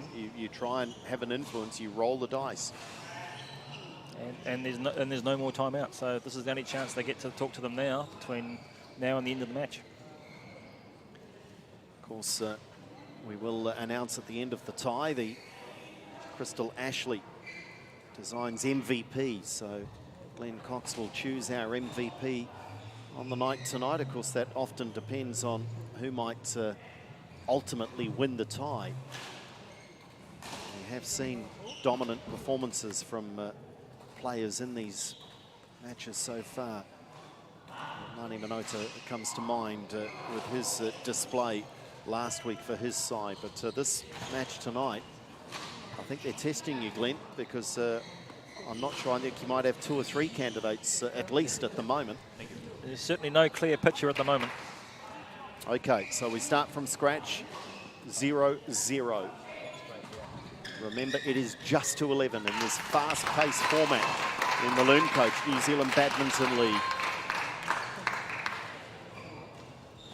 Final game. Level. Play.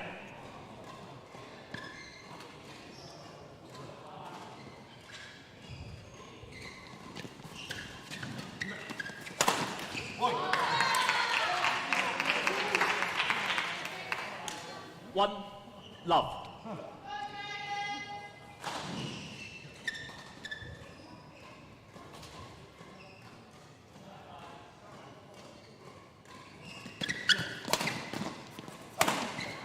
Oh, they're starting to get a bit of momentum now. 2 love. It's funny, we saw that at the start of the first game, didn't we? The Wolves got a quick start. Yeah, they're up 4 love.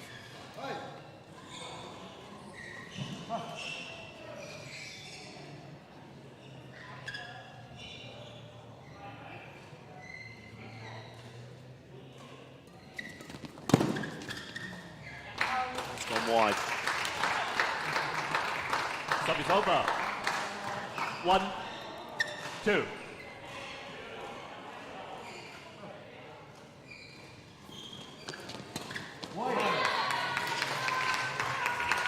Stop is over.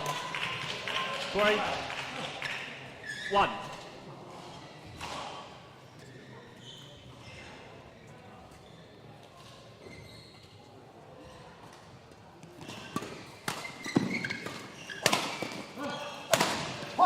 Well, a 3-point margin at this stage of the match is potentially decisive. 4-1.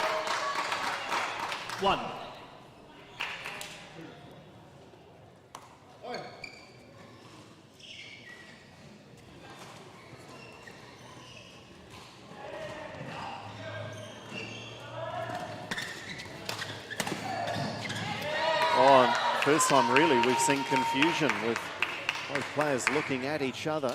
5-1. 1. Funny how that momentum and confidence swings, isn't it? I like the way this pairing have controlled the pace. Taken their time with every serve. Oh, that is world class. No time at all to react and just steering that shuttle 6. for a clean winner.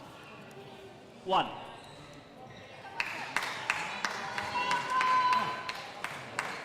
Incredible hand-eye coordination from Leighton Davis.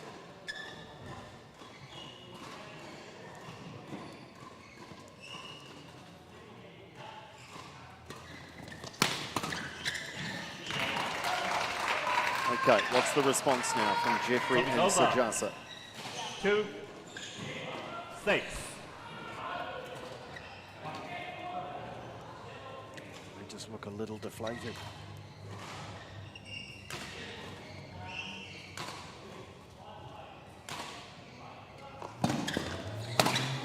Yeah, and suddenly there's a few concerns. Scoreboard pressure will do that to you. It's funny. 7. There's almost a spring in the step 2. from the Wolves pair. Look at them again, though. Slowing it down.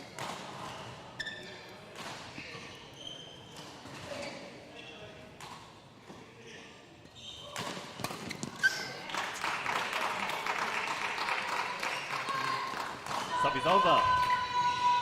3, 7.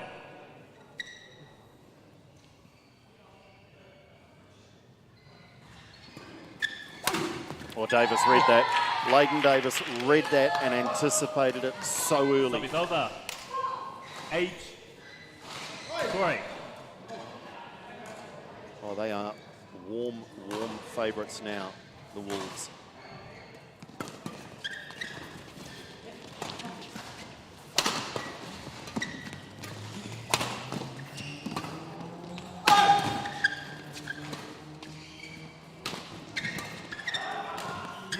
Make that hot favourites.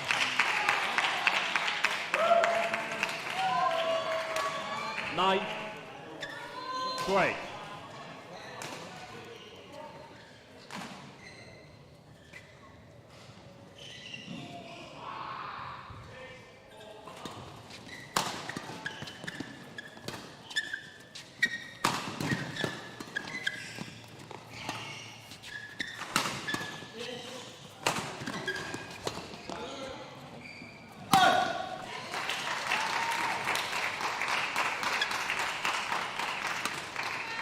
Sub is over.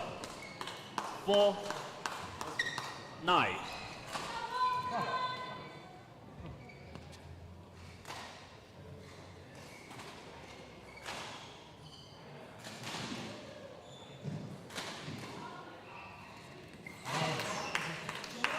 They've just gone off their game by the smallest of margins, but that's all it needs at this level of competition.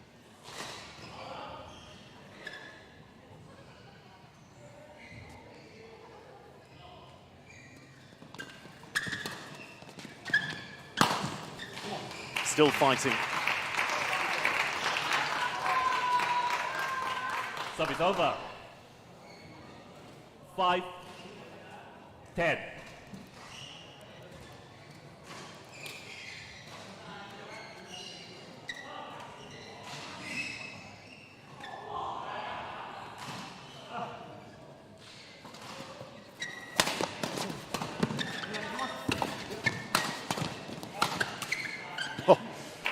I love that, the 29-year-old shouting at the teenager. Go on, you can get that. 6, 10.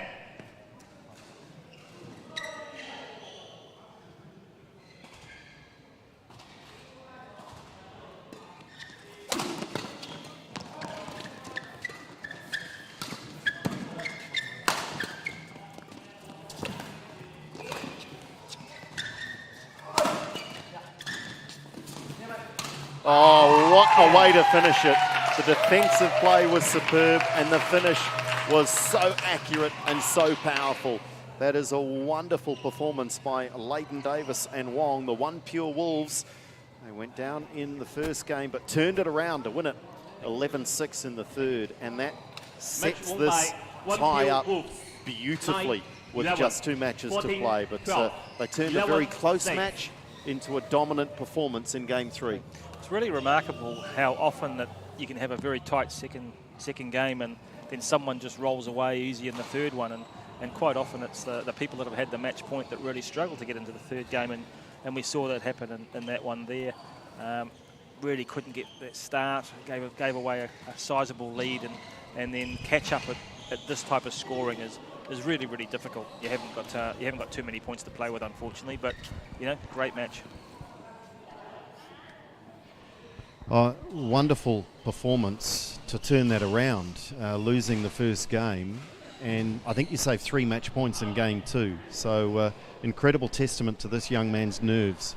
Yeah, 100%. I think with both of us it was gutsy, to be honest. It wasn't pretty for a lot of the first set and a half, and to be able to come back from a couple of match points down like that was really good. So well done, full credit to you, bro. Now, you're used to playing with the bloke you just beat, so is there bragging rights now between you and Adam? Are you going to let him know?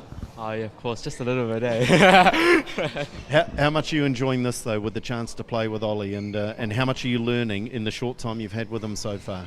Oh, I've learned so much. Like it's an honour to play with Ollie, since he's always been he's been the top levels player in New Zealand for a long time. So yeah, learning a lot. You getting plenty out of this as well with the chance? I mean, at one point I did hear you say, "Go on, you can get that," shouting at the teenager. But are you enjoying it as well? Yeah, 100%. Yeah, I was a little bit tough for me today, but yeah, just in terms of keeping developing leadership skills and trying to grow as a leader as well, and try and bring these young guys up. And I think we saw today that the young guys playing really well, so pretty happy. Well, that was critical, because you've got your team right in the tie now. We are beautifully poised going into the final 2 matches. What a win for the OnePure Wolves. This tie is very much in the balance. Next up, it's the women's doubles.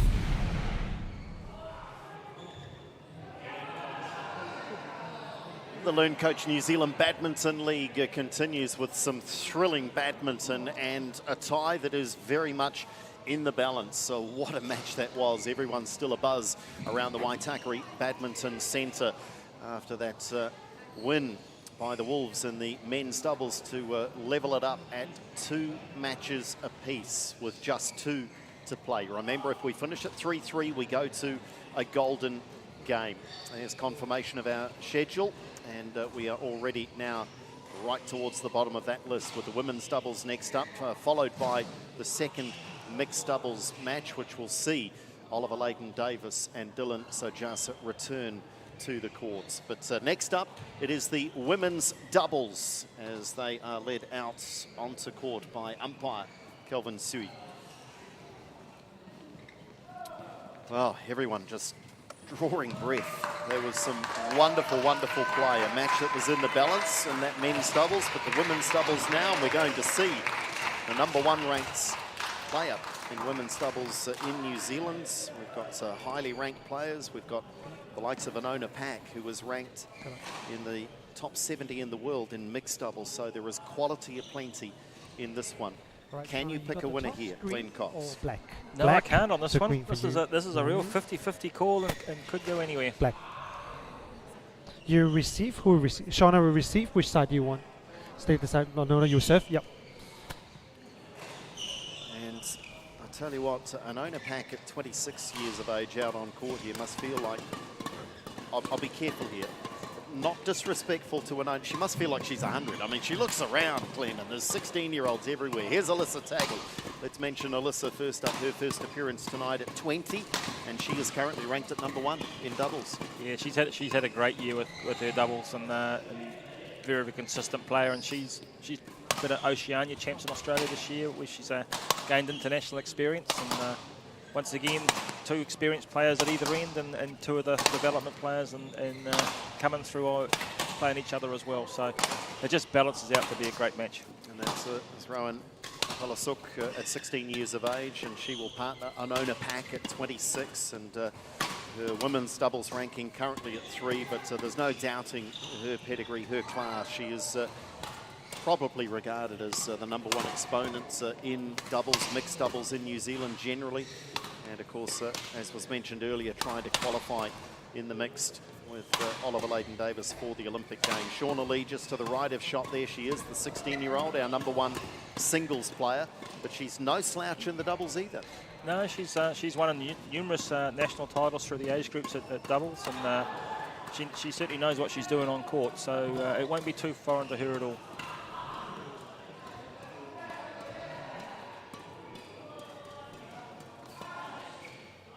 Wouldn't be too often that Alyssa Tagle is the very Ready much to play? senior player at 20 years of age, but that's certainly the case in that partnership, that pairing with Shauna Lee. Whilst Anona Pak clearly is the most experienced of the 2 alongside Rowan Palasuk. Anona out of North Harbour, Rowan from Auckland, whilst both Shauna and Alyssa play out of the North Harbour Association. This is another game of getting a good start, getting the confidence up, and trying to roll with that through rather than playing catch up. So it'll be interesting to see which pair get underway quickly and get that momentum. Kelvin Sui there in the chair for this one, and rotating the 2, Kelvin Sui and Justin Zor.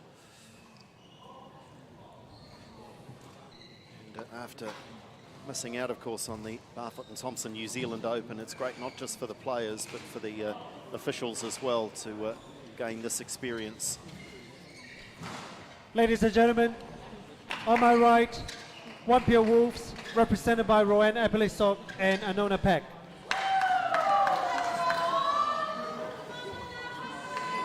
And on my left, Huawei Dragons, represented by Shauna Lee, Alyssa Tagle.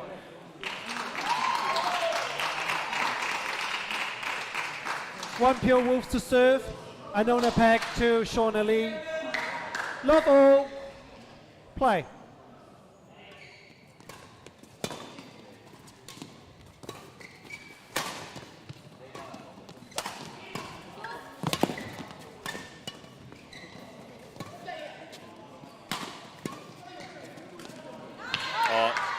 court coverage from Monona Pack in that rally, superb. 1 love. And strength with that backhand to get out of trouble.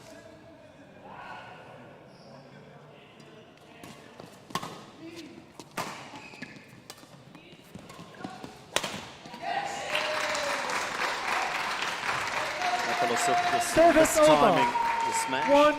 1-all.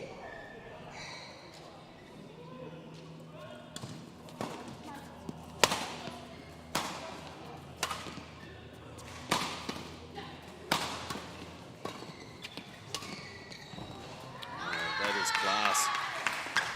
Service over. It's just an awesome angle to get from there. 2-1.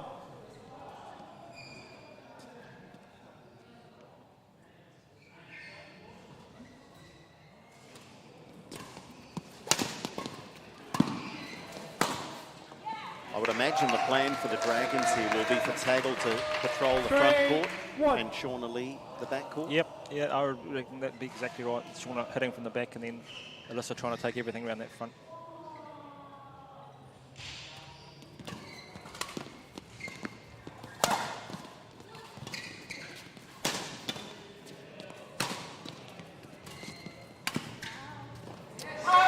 Caught the frame. Service over. 2-3.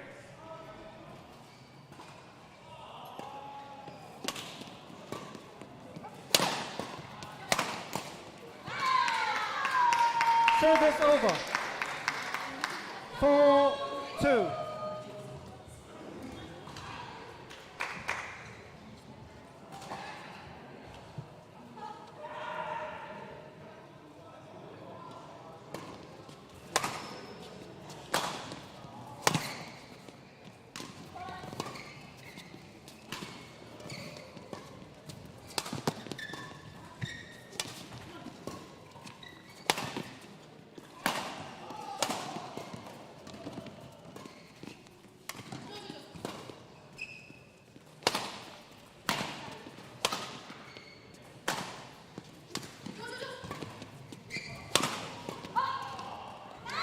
Both combinations will be reasonably happy, but what's impressed me is the movement between Pack and Apallisuk. They really look to be on the same wavelength. Yep, and even just in that rally there, both moving really, really well around all aspects of the court and just that deft touch to finish.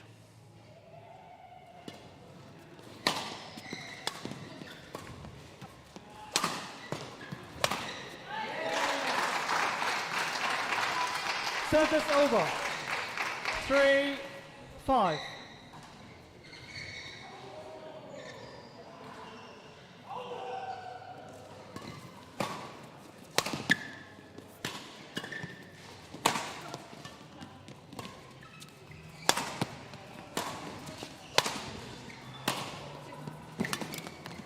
Well, that time they did get their wires crossed. 4-5.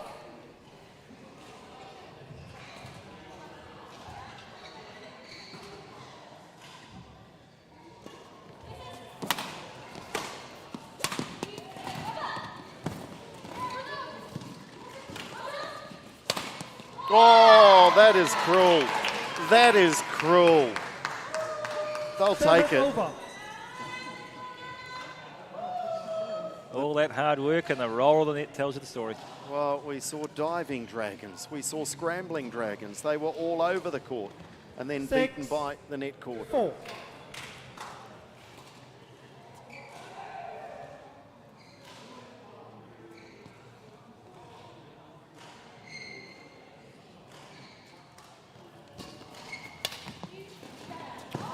That backhand is so good, isn't it?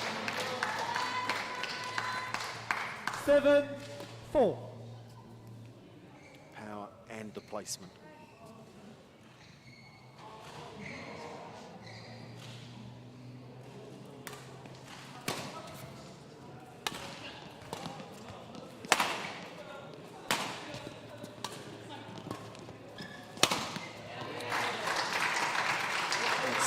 Three times by my count that Apallisuk has dropped a smash into the net. Hasn't quite found her range from the back of the court.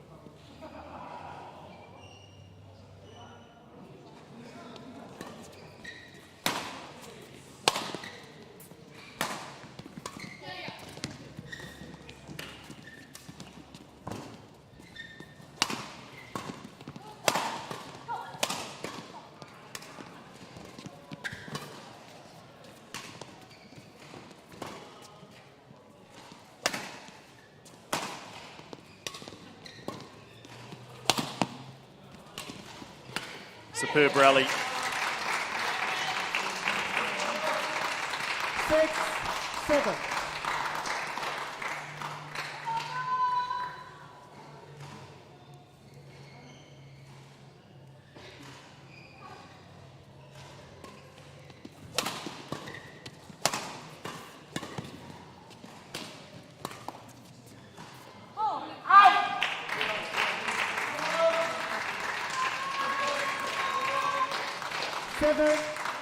They've just hung in, and all of a sudden it's all tied up.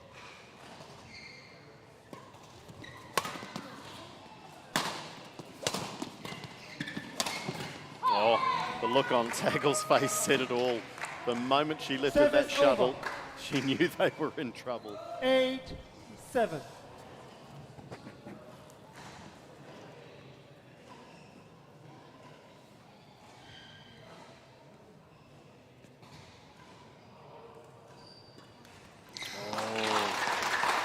Most experienced player on court.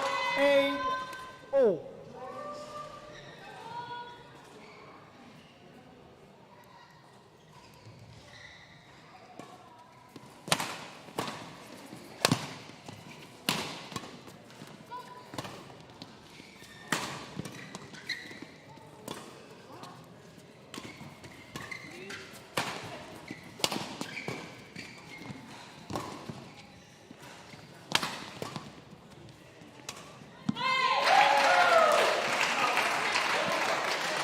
If they lose this game, they might rue some of these unforced errors.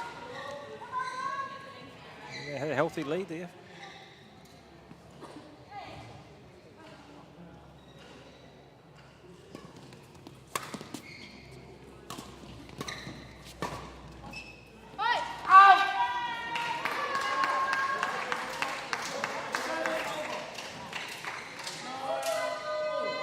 Taking the chance there to get some advice from the coach.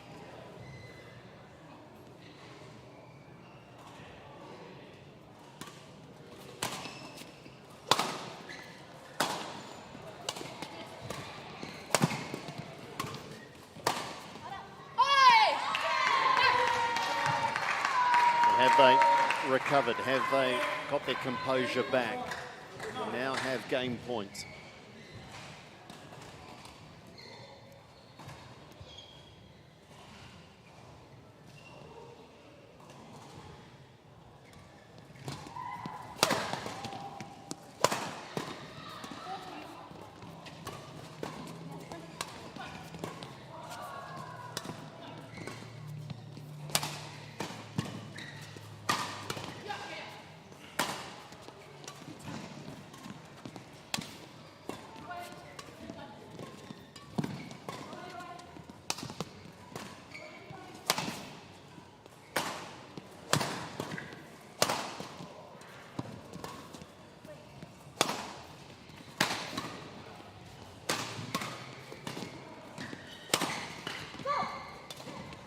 Wow, great play. And I reckon that's the longest rally, not just tonight, but of the entire LearnCoach New Zealand Badminton League. And it is the first game to Pak and Apalasuk 11-9. Again, though, these doubles clashes, we've got matches that are very much in the balance and could go either way. Taggle and Lee are right in this. Yeah, I mean, once again, it got very, very tight and was all square at 7-all, so could go any way. And you know, these matches are so well balanced that it only takes a moment of lapse of concentration and the other pair come through. So once again, it'll be important to see who get that quick start in the second game, because it could tell the story. And remember, this is a tie that's very much in the balance at 2-all going into this fifth match tonight. These two teams, need I remind you, on the points table, both losing last week. The Dragons did at least get that bonus point, if you like, for losing in a golden game. But for the Wolves, they are yet to get on the board. So a win, and preferably a win by 4 matches to 2 and picking up the maximum 3 points would be the real goal here, I think, of the OnePure Wolves.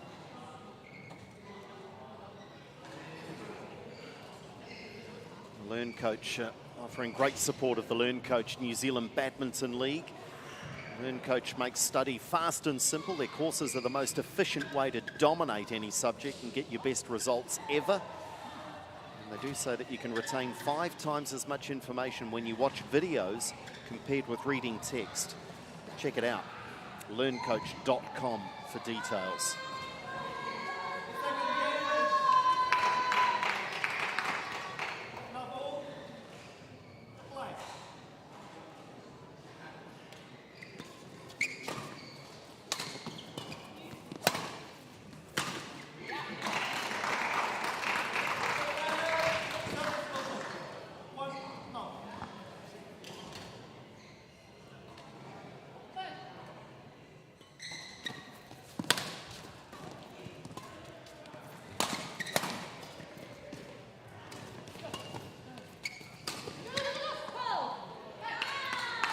I think Rowan Apalasup is finding her range early on, trying for some smashes, trying for power winners, but her game is this court craft, settling into her work nicely.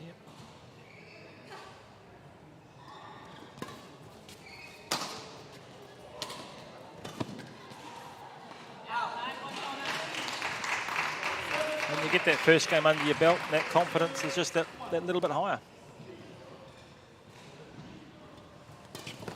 Or pouncing.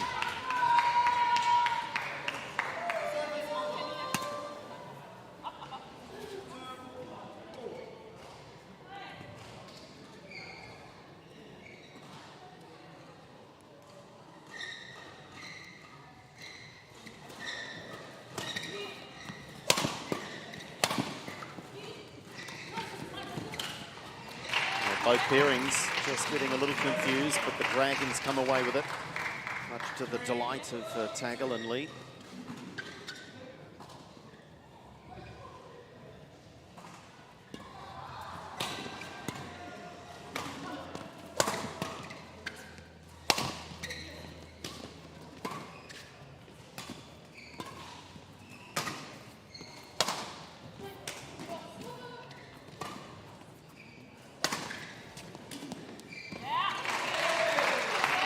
So, a little daylight. The Dragons in front by 2.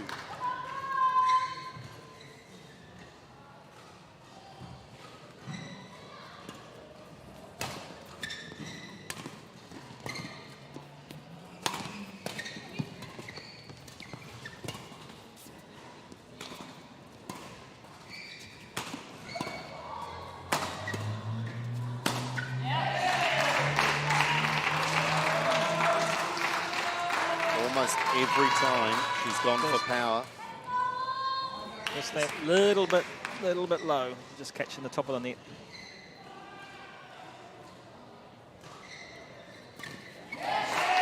It's a good lead now. They dropped the first game. They lead 6-2 in the second. And timeout is called, so Fanny Megawati's seen enough here. Wants to try and change the momentum of this one. Of course, our Crystal Ashley Designs MVP. Glenn, you've got that honour. You going to give us any clues at the moment, or still too early? Not sure I've got any clues myself, to be honest. They're not making it easy for you, are they, No, with this very close match? Might be going down to the last match, I think. The winner receives $100 and a Crystal Ashley Designs trophy, so it's certainly sought after by the players. And the league MVP, when we wrap all of the action after 7 weeks of amazing badminton, will be awarded an additional $1,000 and a Crystal Ashley Designs trophy. So Crystal Ashley Designs right in behind badminton.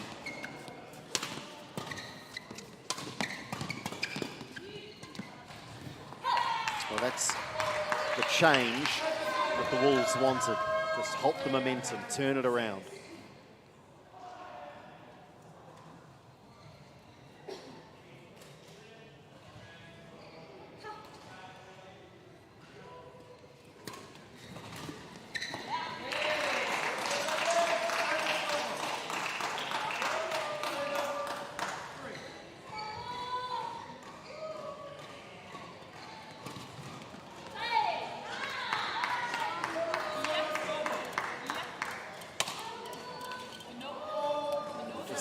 Can't quite put them away, can they, the Dragons? They're hanging around the Wolves.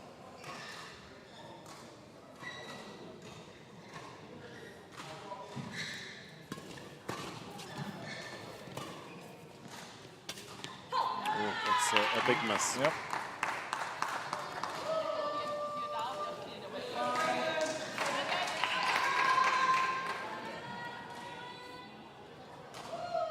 If they get a point or two here, it'll make it very interesting.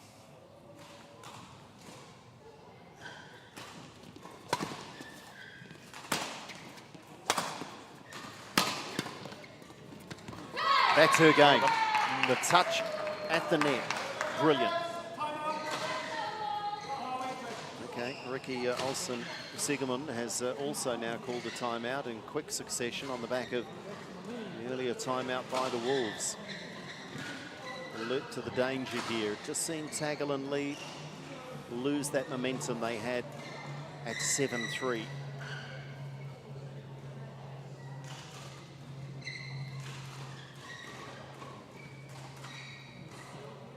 The LearnCoach New Zealand Badminton League, of course, a byproduct of COVID-19, and New Zealand Badminton and the sponsors to be applauded for the creativity in bringing this competition together.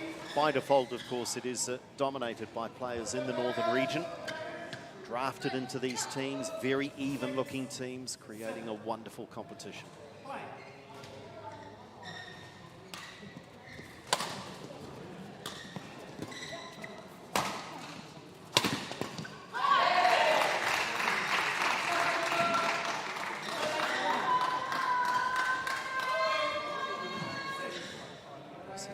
Now.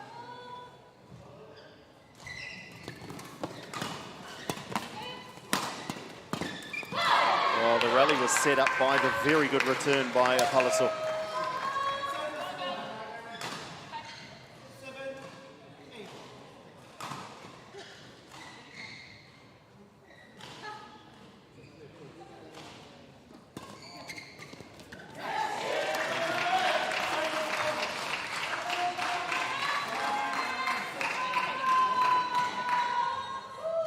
Lee now, the 16-year-old.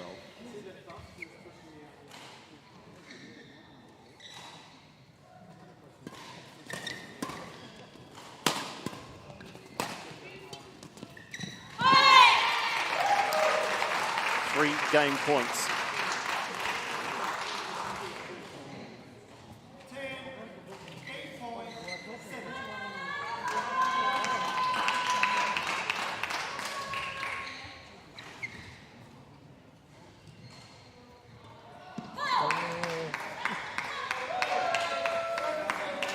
Only put that down to tension.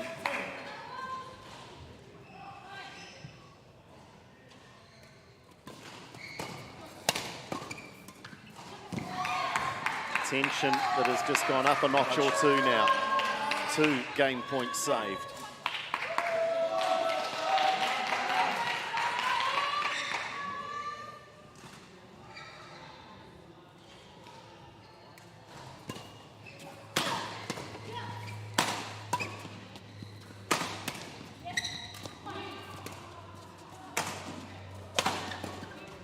Well, it's gone wide, and we are going to a third. So it's a mirror image, the scoreline. They lost the first 9-11, win the second 11-9, Taggart and Lee. The Dragons, remember going into this match, we are 2-all in the tie. So the winner of this one, at least you guarantee that you're picking up a point, because the only way you can lose the tie is in a golden game. No, I think both coaches have used their timeouts, so once again, this is the last communication they can have between now and the end of the match. And I think the fascinating part of this is I think we're going to see the level of play go up over the coming weeks as these combinations and pairings get more time together. And just talking about Pak and Palasuk, when Rowan at 16 years of age, and she's going to learn so much, but for mine, if she brings patience to this combination, they'll be so much better for it. She doesn't need to play the big winners, the big smashes, does she? If it presents, yes. But her game is just to steer the opponents around. Yeah, and I think a lot of it is patience, you know, on both sides. You can't hit winners where there's no opportunity. So you've got to work at the shuttle around. You've got to create your openings and then attack those gaps. So there is a strong element of being patient in these sorts of matches. Thank you, Justin. Andrew Dewhurst with you, and alongside is North Harbour Badminton Chief Executive Glenn Cox, a former New Zealand junior rep, as we bring you this LearnCoach New Zealand Badminton League. We're going to the third game now here in final the game. doubles. Love all. Play.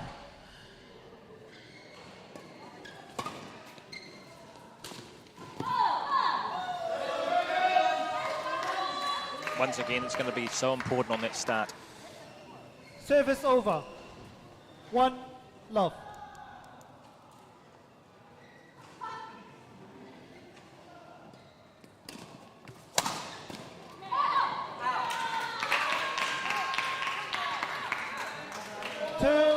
Love.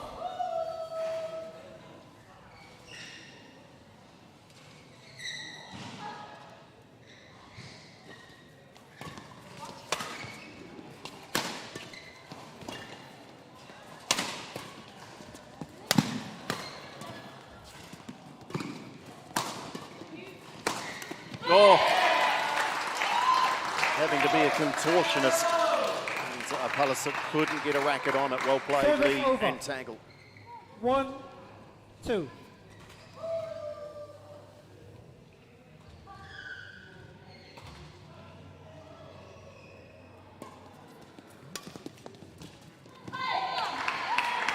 Service over. 3, 1. I tell you that behind our commentary position, the men that will be involved in the final match, the mixed doubles, they are going through their warm-up routine.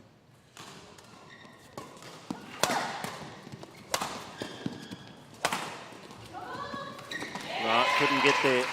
Made every effort, but couldn't get there. And the men are warming up, but it is Service over. Palasuk and Taggle who will join 2, them in that final match. 3.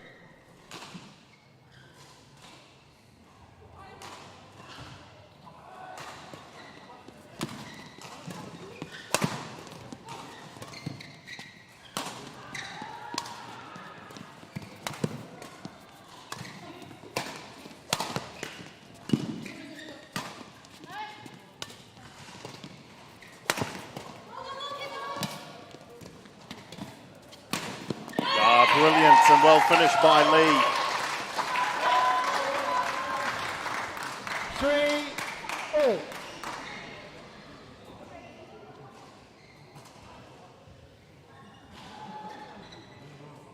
Play.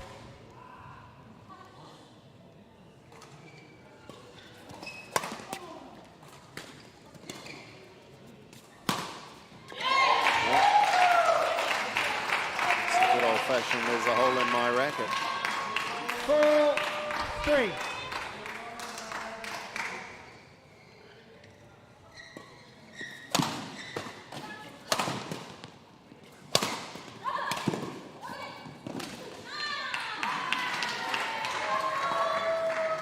Service over.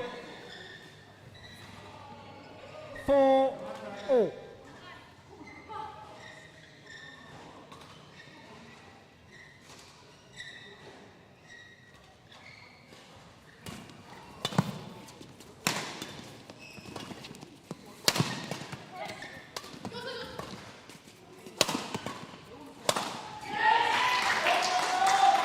Service over.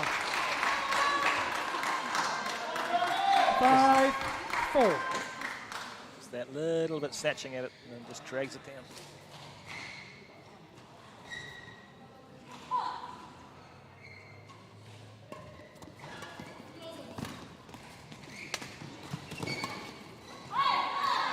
Wow.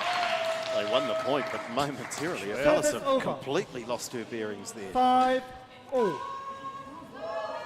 Nothing in this.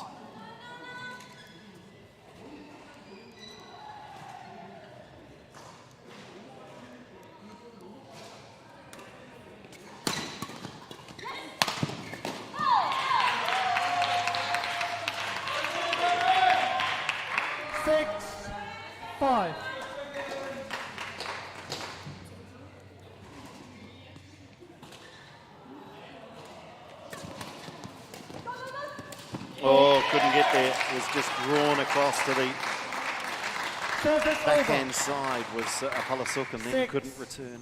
All.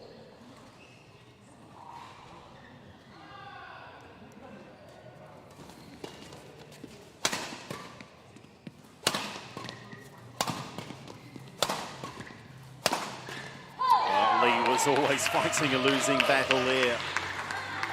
Service over. 7-6.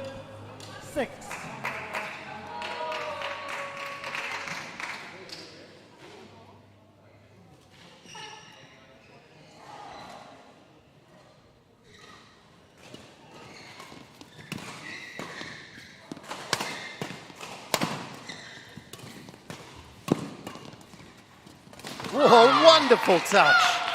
Total commitment from Lee. But what superb touch from Rowan Apallisook, the 16-year-old. Presence of mind, the anticipation, but then to have the control off the racket. That whole instinct is to bash it and hit it as hard as you can. So to actually be able to take that off and still have that finesse and that touch is great talent. 6.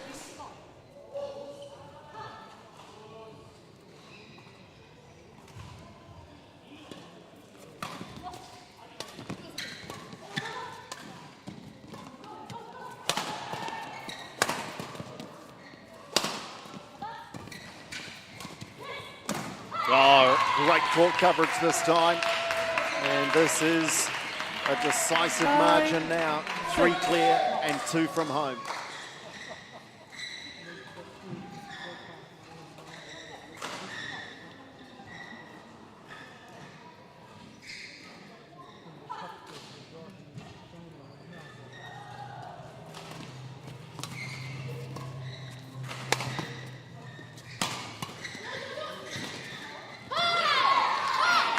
Match points. 10. Match point. 6.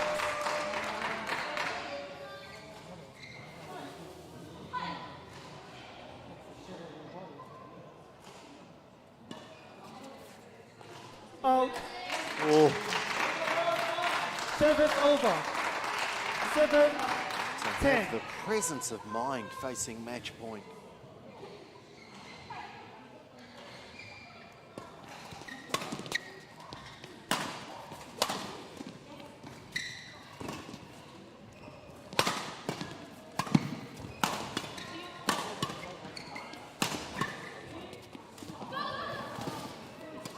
Great play, great persistence by Lee.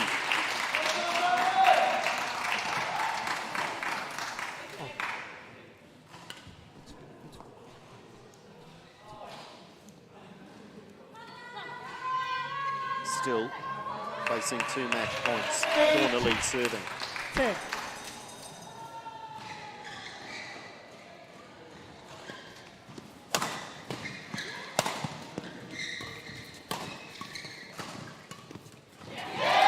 Three of them saved.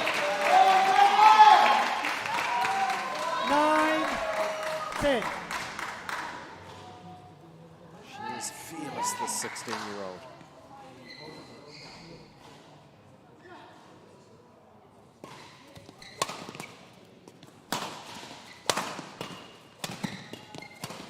Oh, and they win it on the 4th match point. A great attempt at a comeback from Tagal and Lee. They lost the first game 9-11, won the second 11-9, but they go down yet again. It's 11-9. A good win for Pak and Apallisook, and it means that the Wolves will go into the final match won by OnePure with Wolves. a 11, lead 9, in the tie. But 9, again, 11, wonderful 11, doubles 9. and very, very close. Yeah, well, I mean, only 2 points in each game, so you certainly don't get much closer than that. And all the girls played really, really well. A lot of patience, power, finesse at the net. It was all there. So it sets us up for a fantastic last match, and everything's still to play for. So on comes the number 1 mixed doubles shortly, but a great win for the OnePure Wolves.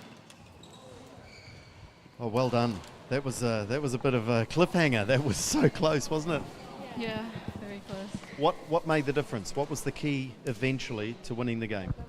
It was mostly attack, like both sides we just can't let that drop happen. So once it goes up, down, both sides. Yeah. You're learning a lot already in the combination, because I would imagine after 3 or 4 weeks you guys are going to have known so much more about each other's game. Are you already learning so much? Yeah, I've learned that Anona is really aggressive, probably more aggressive than me. Oh, on court, yeah, of course. She smiles when she smashes, so she's very nice as she does it, but very friendly. But well done. I know you've got another match coming up straight away, so I'm not going to keep you for too long. Well done. Congratulations, taking it to the wire in this last match coming up. So an absolute thriller for the Wolves. They win it in 3. It's all on the line coming up in this last match. It is the second mixed doubles.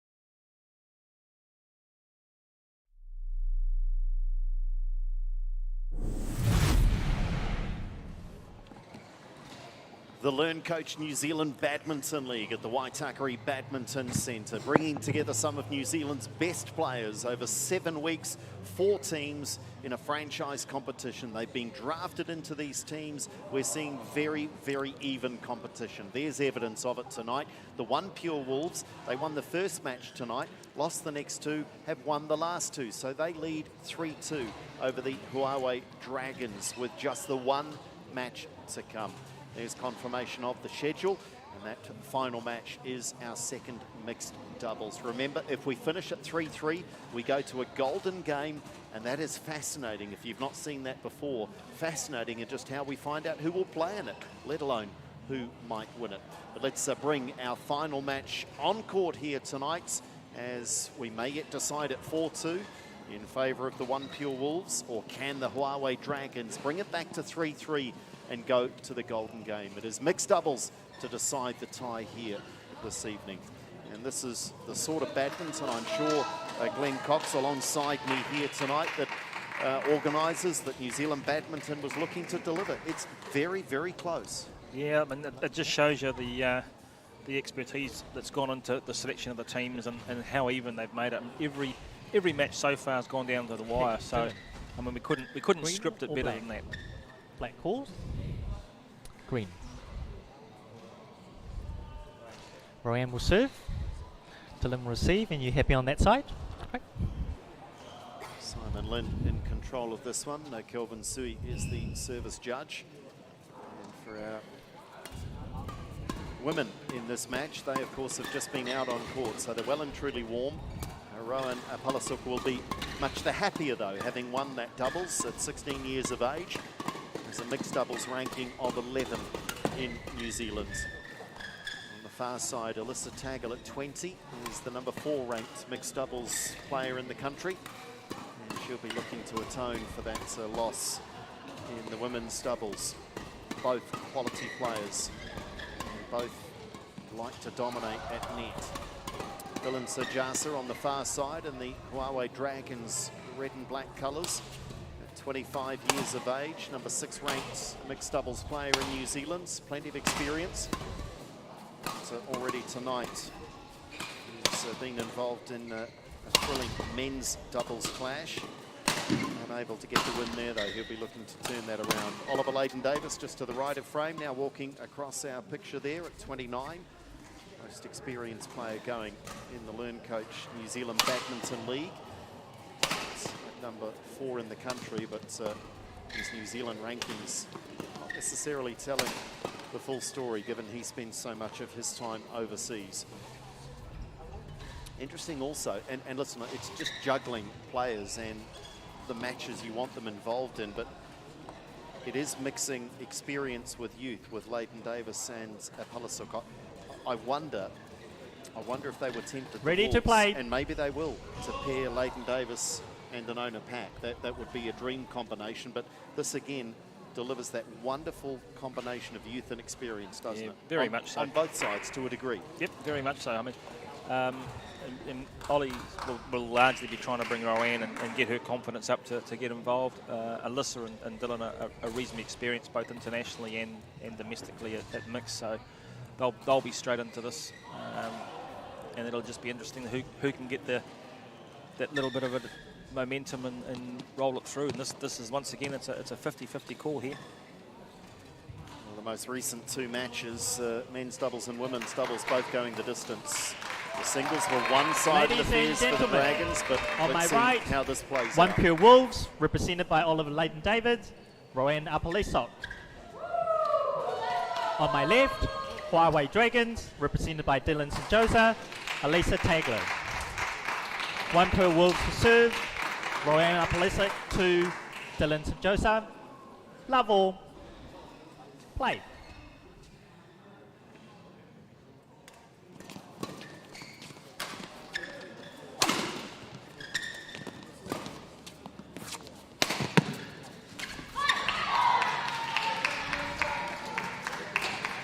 One love.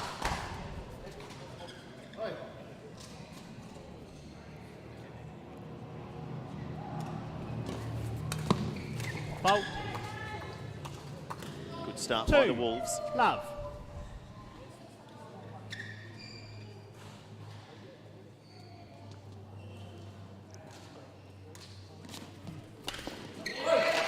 over. 1-2.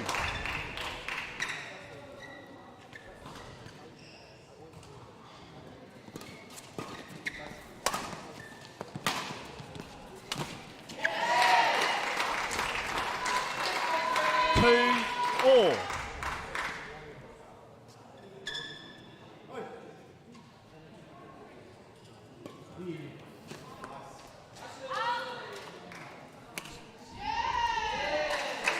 It's called out. Apollosup, I think, gave up on herself there. 3-2. In fact, they've gone with the players' call. Not sure if that line's been the right line. Service over. 3-all.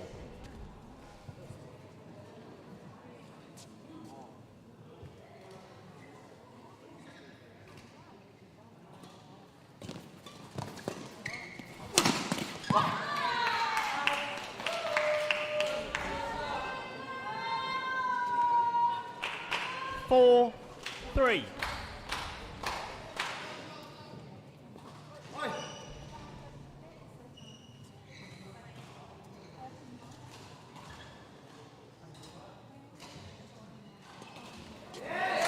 Service over. 4-all.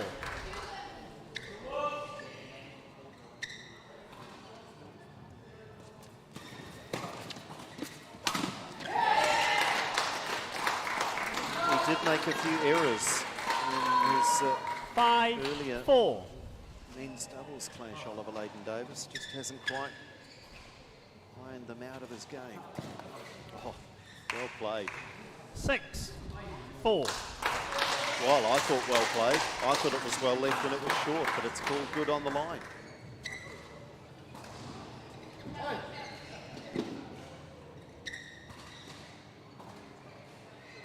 Play.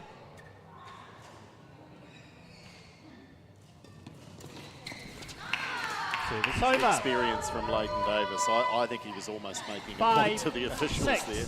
I think he'd already made his mind up where that was going.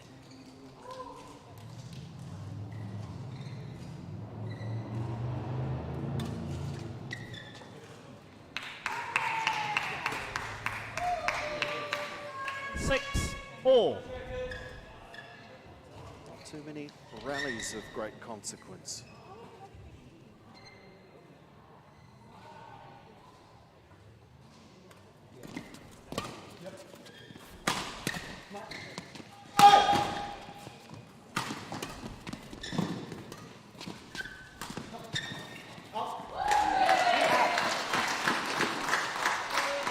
It's over. 7-6. She does play with her heart on her sleeve, Rowan Apollosup. Can tell just by looking at the body Play. language whether they've won or lost the point.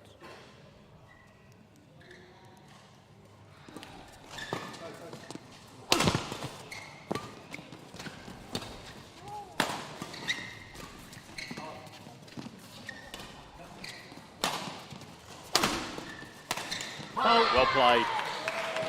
Service over. At times you can hear Leighton-Davis just steering Rowan around the 7 court. all.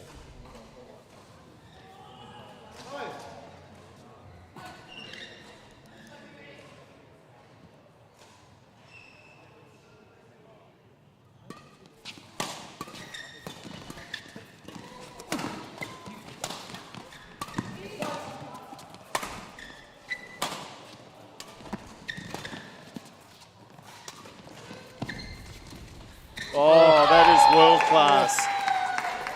And so often we say it, badminton is 50% anticipation and 50% skill. And didn't Rowan love that? Yeah, he certainly, he was onto that one quick.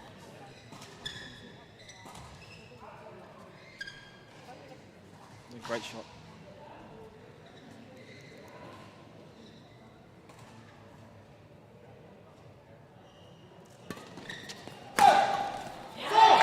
It's over. 8 all. nothing in this, as we thought might be the case.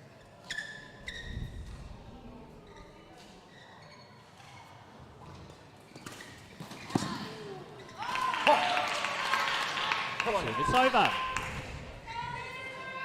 9-8.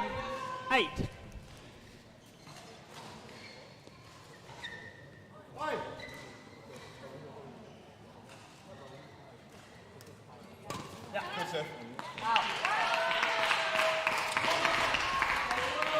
10, game point, 8.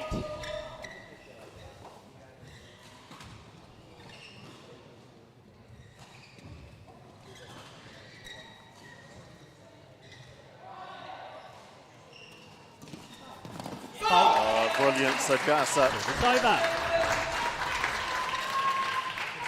9-10.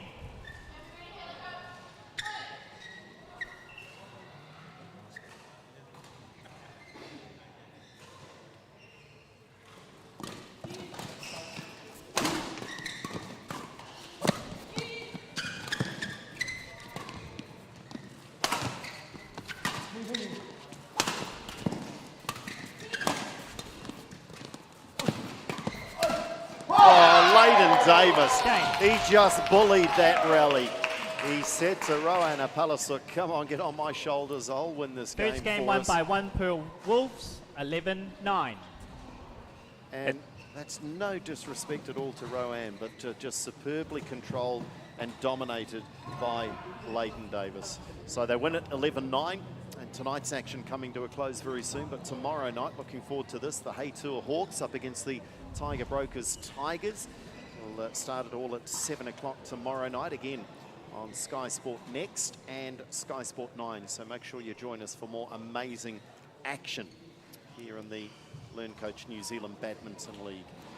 Am I being unfair by saying that? I mean, Oliver Leighton Davis just said, I'm going to grab this by the scruff of the neck. Did he not? That's a true sign of the experience, though, wasn't it? It was really tight, and he knew that if he could get involved as he wanted to, that he'd dominate it and could take that through, and that's exactly what he did. And Rowan Apallasuk has certainly played her part so far in finding her form and just continuing on from finding her touch in the earlier women's doubles clash. Dylan Sajasa and Alyssa Tagle not out of this by any stretch. This is very evenly poised. Yep. And Rowan did really well. She kept her composure, didn't do anything silly, played nice and strong, and Ollie was able to get involved and do what he needed to do. Thank you.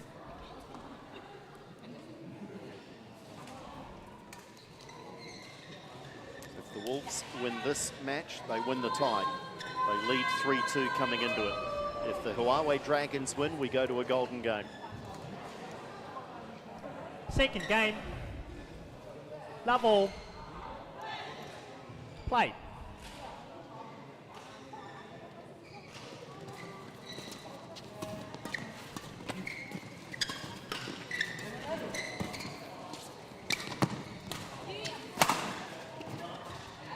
Just long. Sajasa saw the opening but couldn't quite capitalise.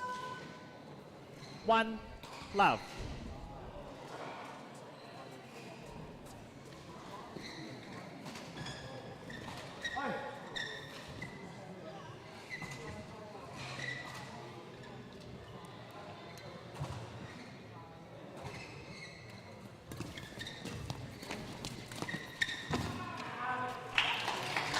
A couple of times, just got a little excited looking at cross-court winner. All. Just putting a little bit too much on it.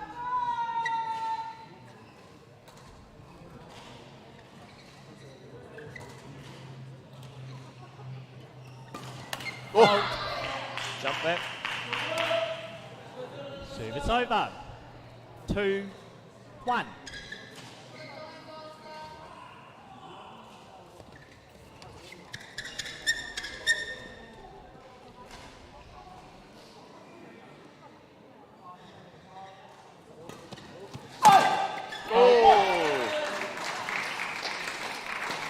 Sometimes over. 2 target is right in the midriff where the player can't get out of the way. Fold. Service over. 3-2.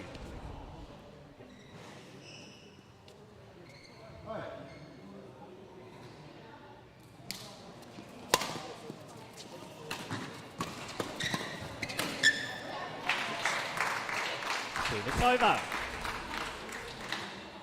3-all.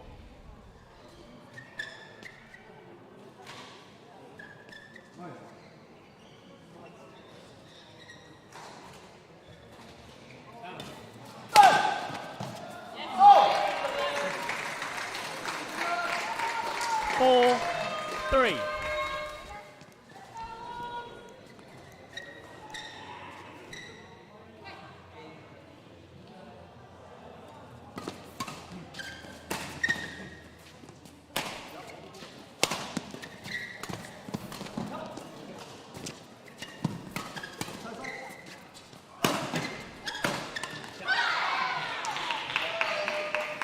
It's over. 4-all.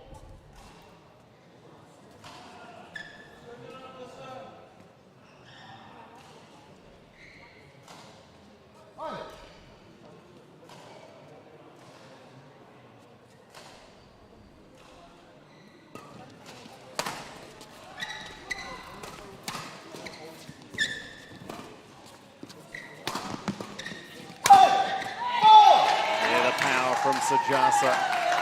It's over.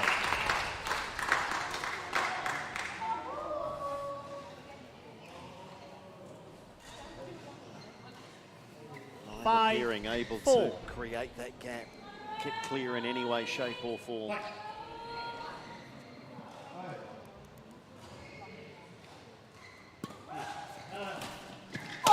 Yeah, well disguised serve.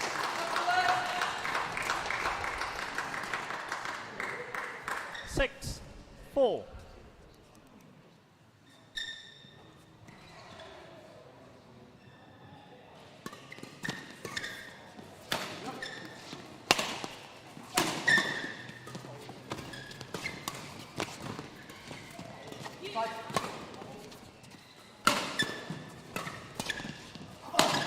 Oh, brilliant badminton, it really is.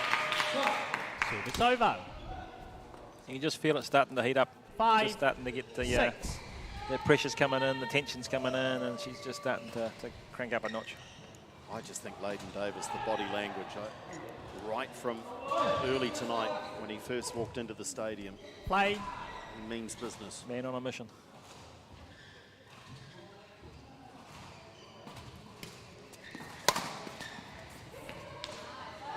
And that'll help. They draw level again. 6-all.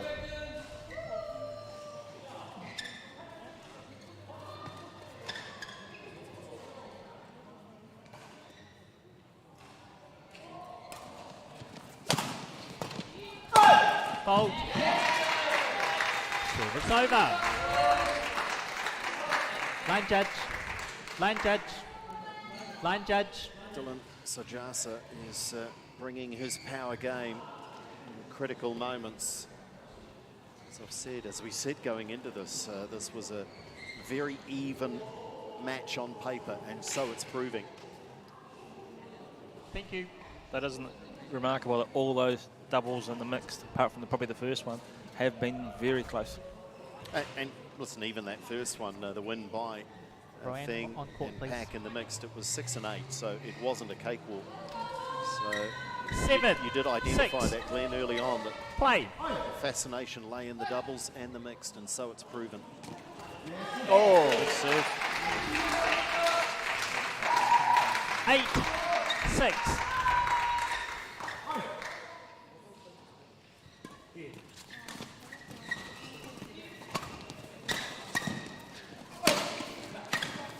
Well played, Apalasuk. It's over. So well played. It looked the easiest shot of the 7, rally, but 8. it was in the right place.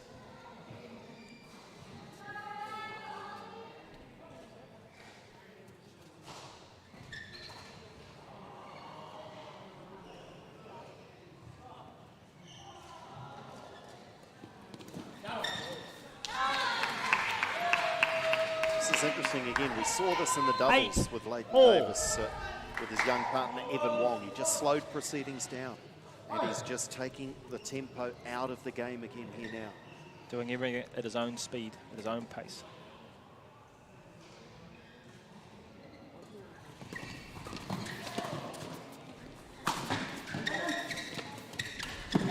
Oh, got away with one, did Rowan.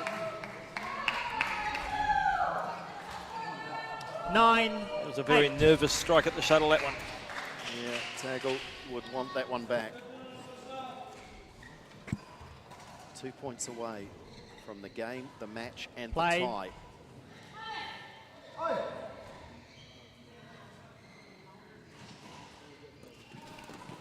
Oh, a little luck goes their way, the Dragons. It's over. 9-all.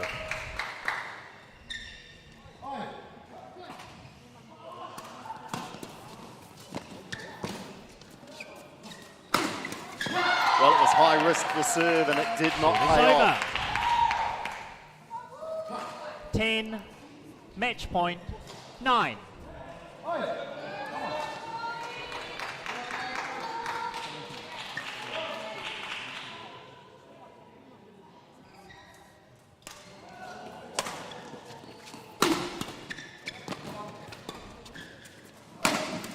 They've done it, the Wolves. They've done it. They win the game, the match, and the tie. It's 11-9, 11-9. Leighton Davis and Palasuk over. So Jasa and Tagle. And I said he looked determined. I said he looked focused. That was a high-quality mixed doubles. Yeah, once again, very, very tight. Could have gone any way. But I Match think, won by OnePure Wolves, 11-9, 11-9.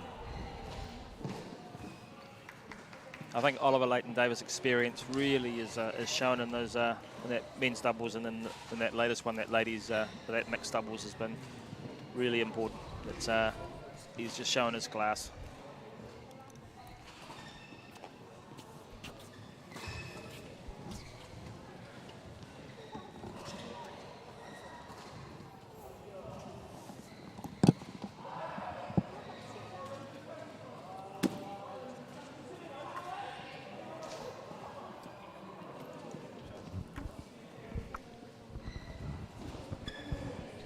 Well, congratulations, guys. I said at the end there, you won the game, the match, and the tie. Is that pretty cool? Yeah, it's pretty cool. You look very determined all night. From the moment you walked into the gym to those last few points, you really were keen to get that win tonight for the team, weren't you? Yeah, 100%, mate. Yeah, we came away last week with 0 points on the board, so it's pretty nice to walk away with 3 tonight in a pretty close match as well. So the ones you fight for always they feel better in the end, So. You enjoying the combination? You having a bit of fun with this? Yeah, it's a bit different because my usual partner is left-handed, and he's not an ex-Commonwealth player, so yeah. Well, and this is the wonderful part of the LearnCoach New Zealand League. You're playing with Anona, then you play with Ollie. This must be wonderful for your development. Yeah, it is. It's great to be playing with the top players. It's really different from junior tournaments, so. But the young players are contributing, aren't they? I mean, some wonderful badminton from Rowan. Yeah, 100%. I think it's been a team benefit, not only just in that last mix, but across the board tonight. So, yeah, really proud of the way all the young guys are playing at the moment. And I said last week we had a good foundation to build on, so hopefully we can continue that into next week as well. Fantastic. Well done, guys. Congratulations. I'll get you guys to head on away and enjoy the spoils of victory. So they are our winners in this mixed doubles game. You guys are all clear. We now look to welcome our Crystal Ashley MVP winner, and I can confirm that that honour is going to go to Anona Pack. Anona, welcome. Come on and congratulations. $100, and there's your Crystal Ashley Designs, a wonderful gift. Great supporters of the LearnCoach League. You and Ollie, the leaders of this team, you must be delighted at the way the younger players are playing as well, though. Yes, I'm very happy how they played tonight. So that proud, yeah, and that gets you guys on the board. How important was the win tonight on the league table? Quite important because for them it's experience, and for us we try to cheer them on from behind, give them a little push. Yeah. Well done. Congratulations, Crystal Ashley, MVP winner, Anona Pack. Well done, Anona. I'll bring Glenn in for a final wrap now on the match tonight. Just a wonderful tie. And again, reminder that we do this all again tomorrow night. But what a wonderful match tonight. And you called it. You said the singles likely to go the way of the Dragons, and then it's all going to come down to the doubles and the mixed. And that's exactly how it played out. We saw some really good badminton. And all those doubles and mixed were really close, so it could have swung in either direction. But what is really good for badminton is the fact that all these matches are so close. They could go any way. You come here at the beginning of the night, and you really don't know who's going to come out on top. And I've got to say as well that the senior players are getting great experience and great match play. But these younger players playing alongside, I mean, Rowan there, just stars in her eyes, but she's contributing, and she can look back on a couple of matches with some great players and know that she's very much a part of it. Yeah, and holding her own and learning a lot. And I think the experienced players are also learning. They're learning how to mentor. They're learning how to bring these people through like people have done for them in the past. And it's just a great cycle of sport. It's very, I mean, I'm trying to find an obvious favourite in this competition. We're very early in 7 weeks, but in the round robin, the top two will play off in the final. That's the great aspect to it, isn't it? That we really don't know who those two teams are going to be. No, not at all. And all the matches so far have been close. So I think it's anyone's game on the night. So who turns up to play? You know, that can be anyone at this stage. Yeah, good stuff. Well, tonight they certainly came to play, and it was the OnePure Wolves who got the win over the Huawei Dragons. We do it all again tomorrow night, though, in the LearnCoach New Zealand Badminton League. Make sure you join us again from 7 o'clock on Sky Sport Next and Sky Sport 9. We'll see you then.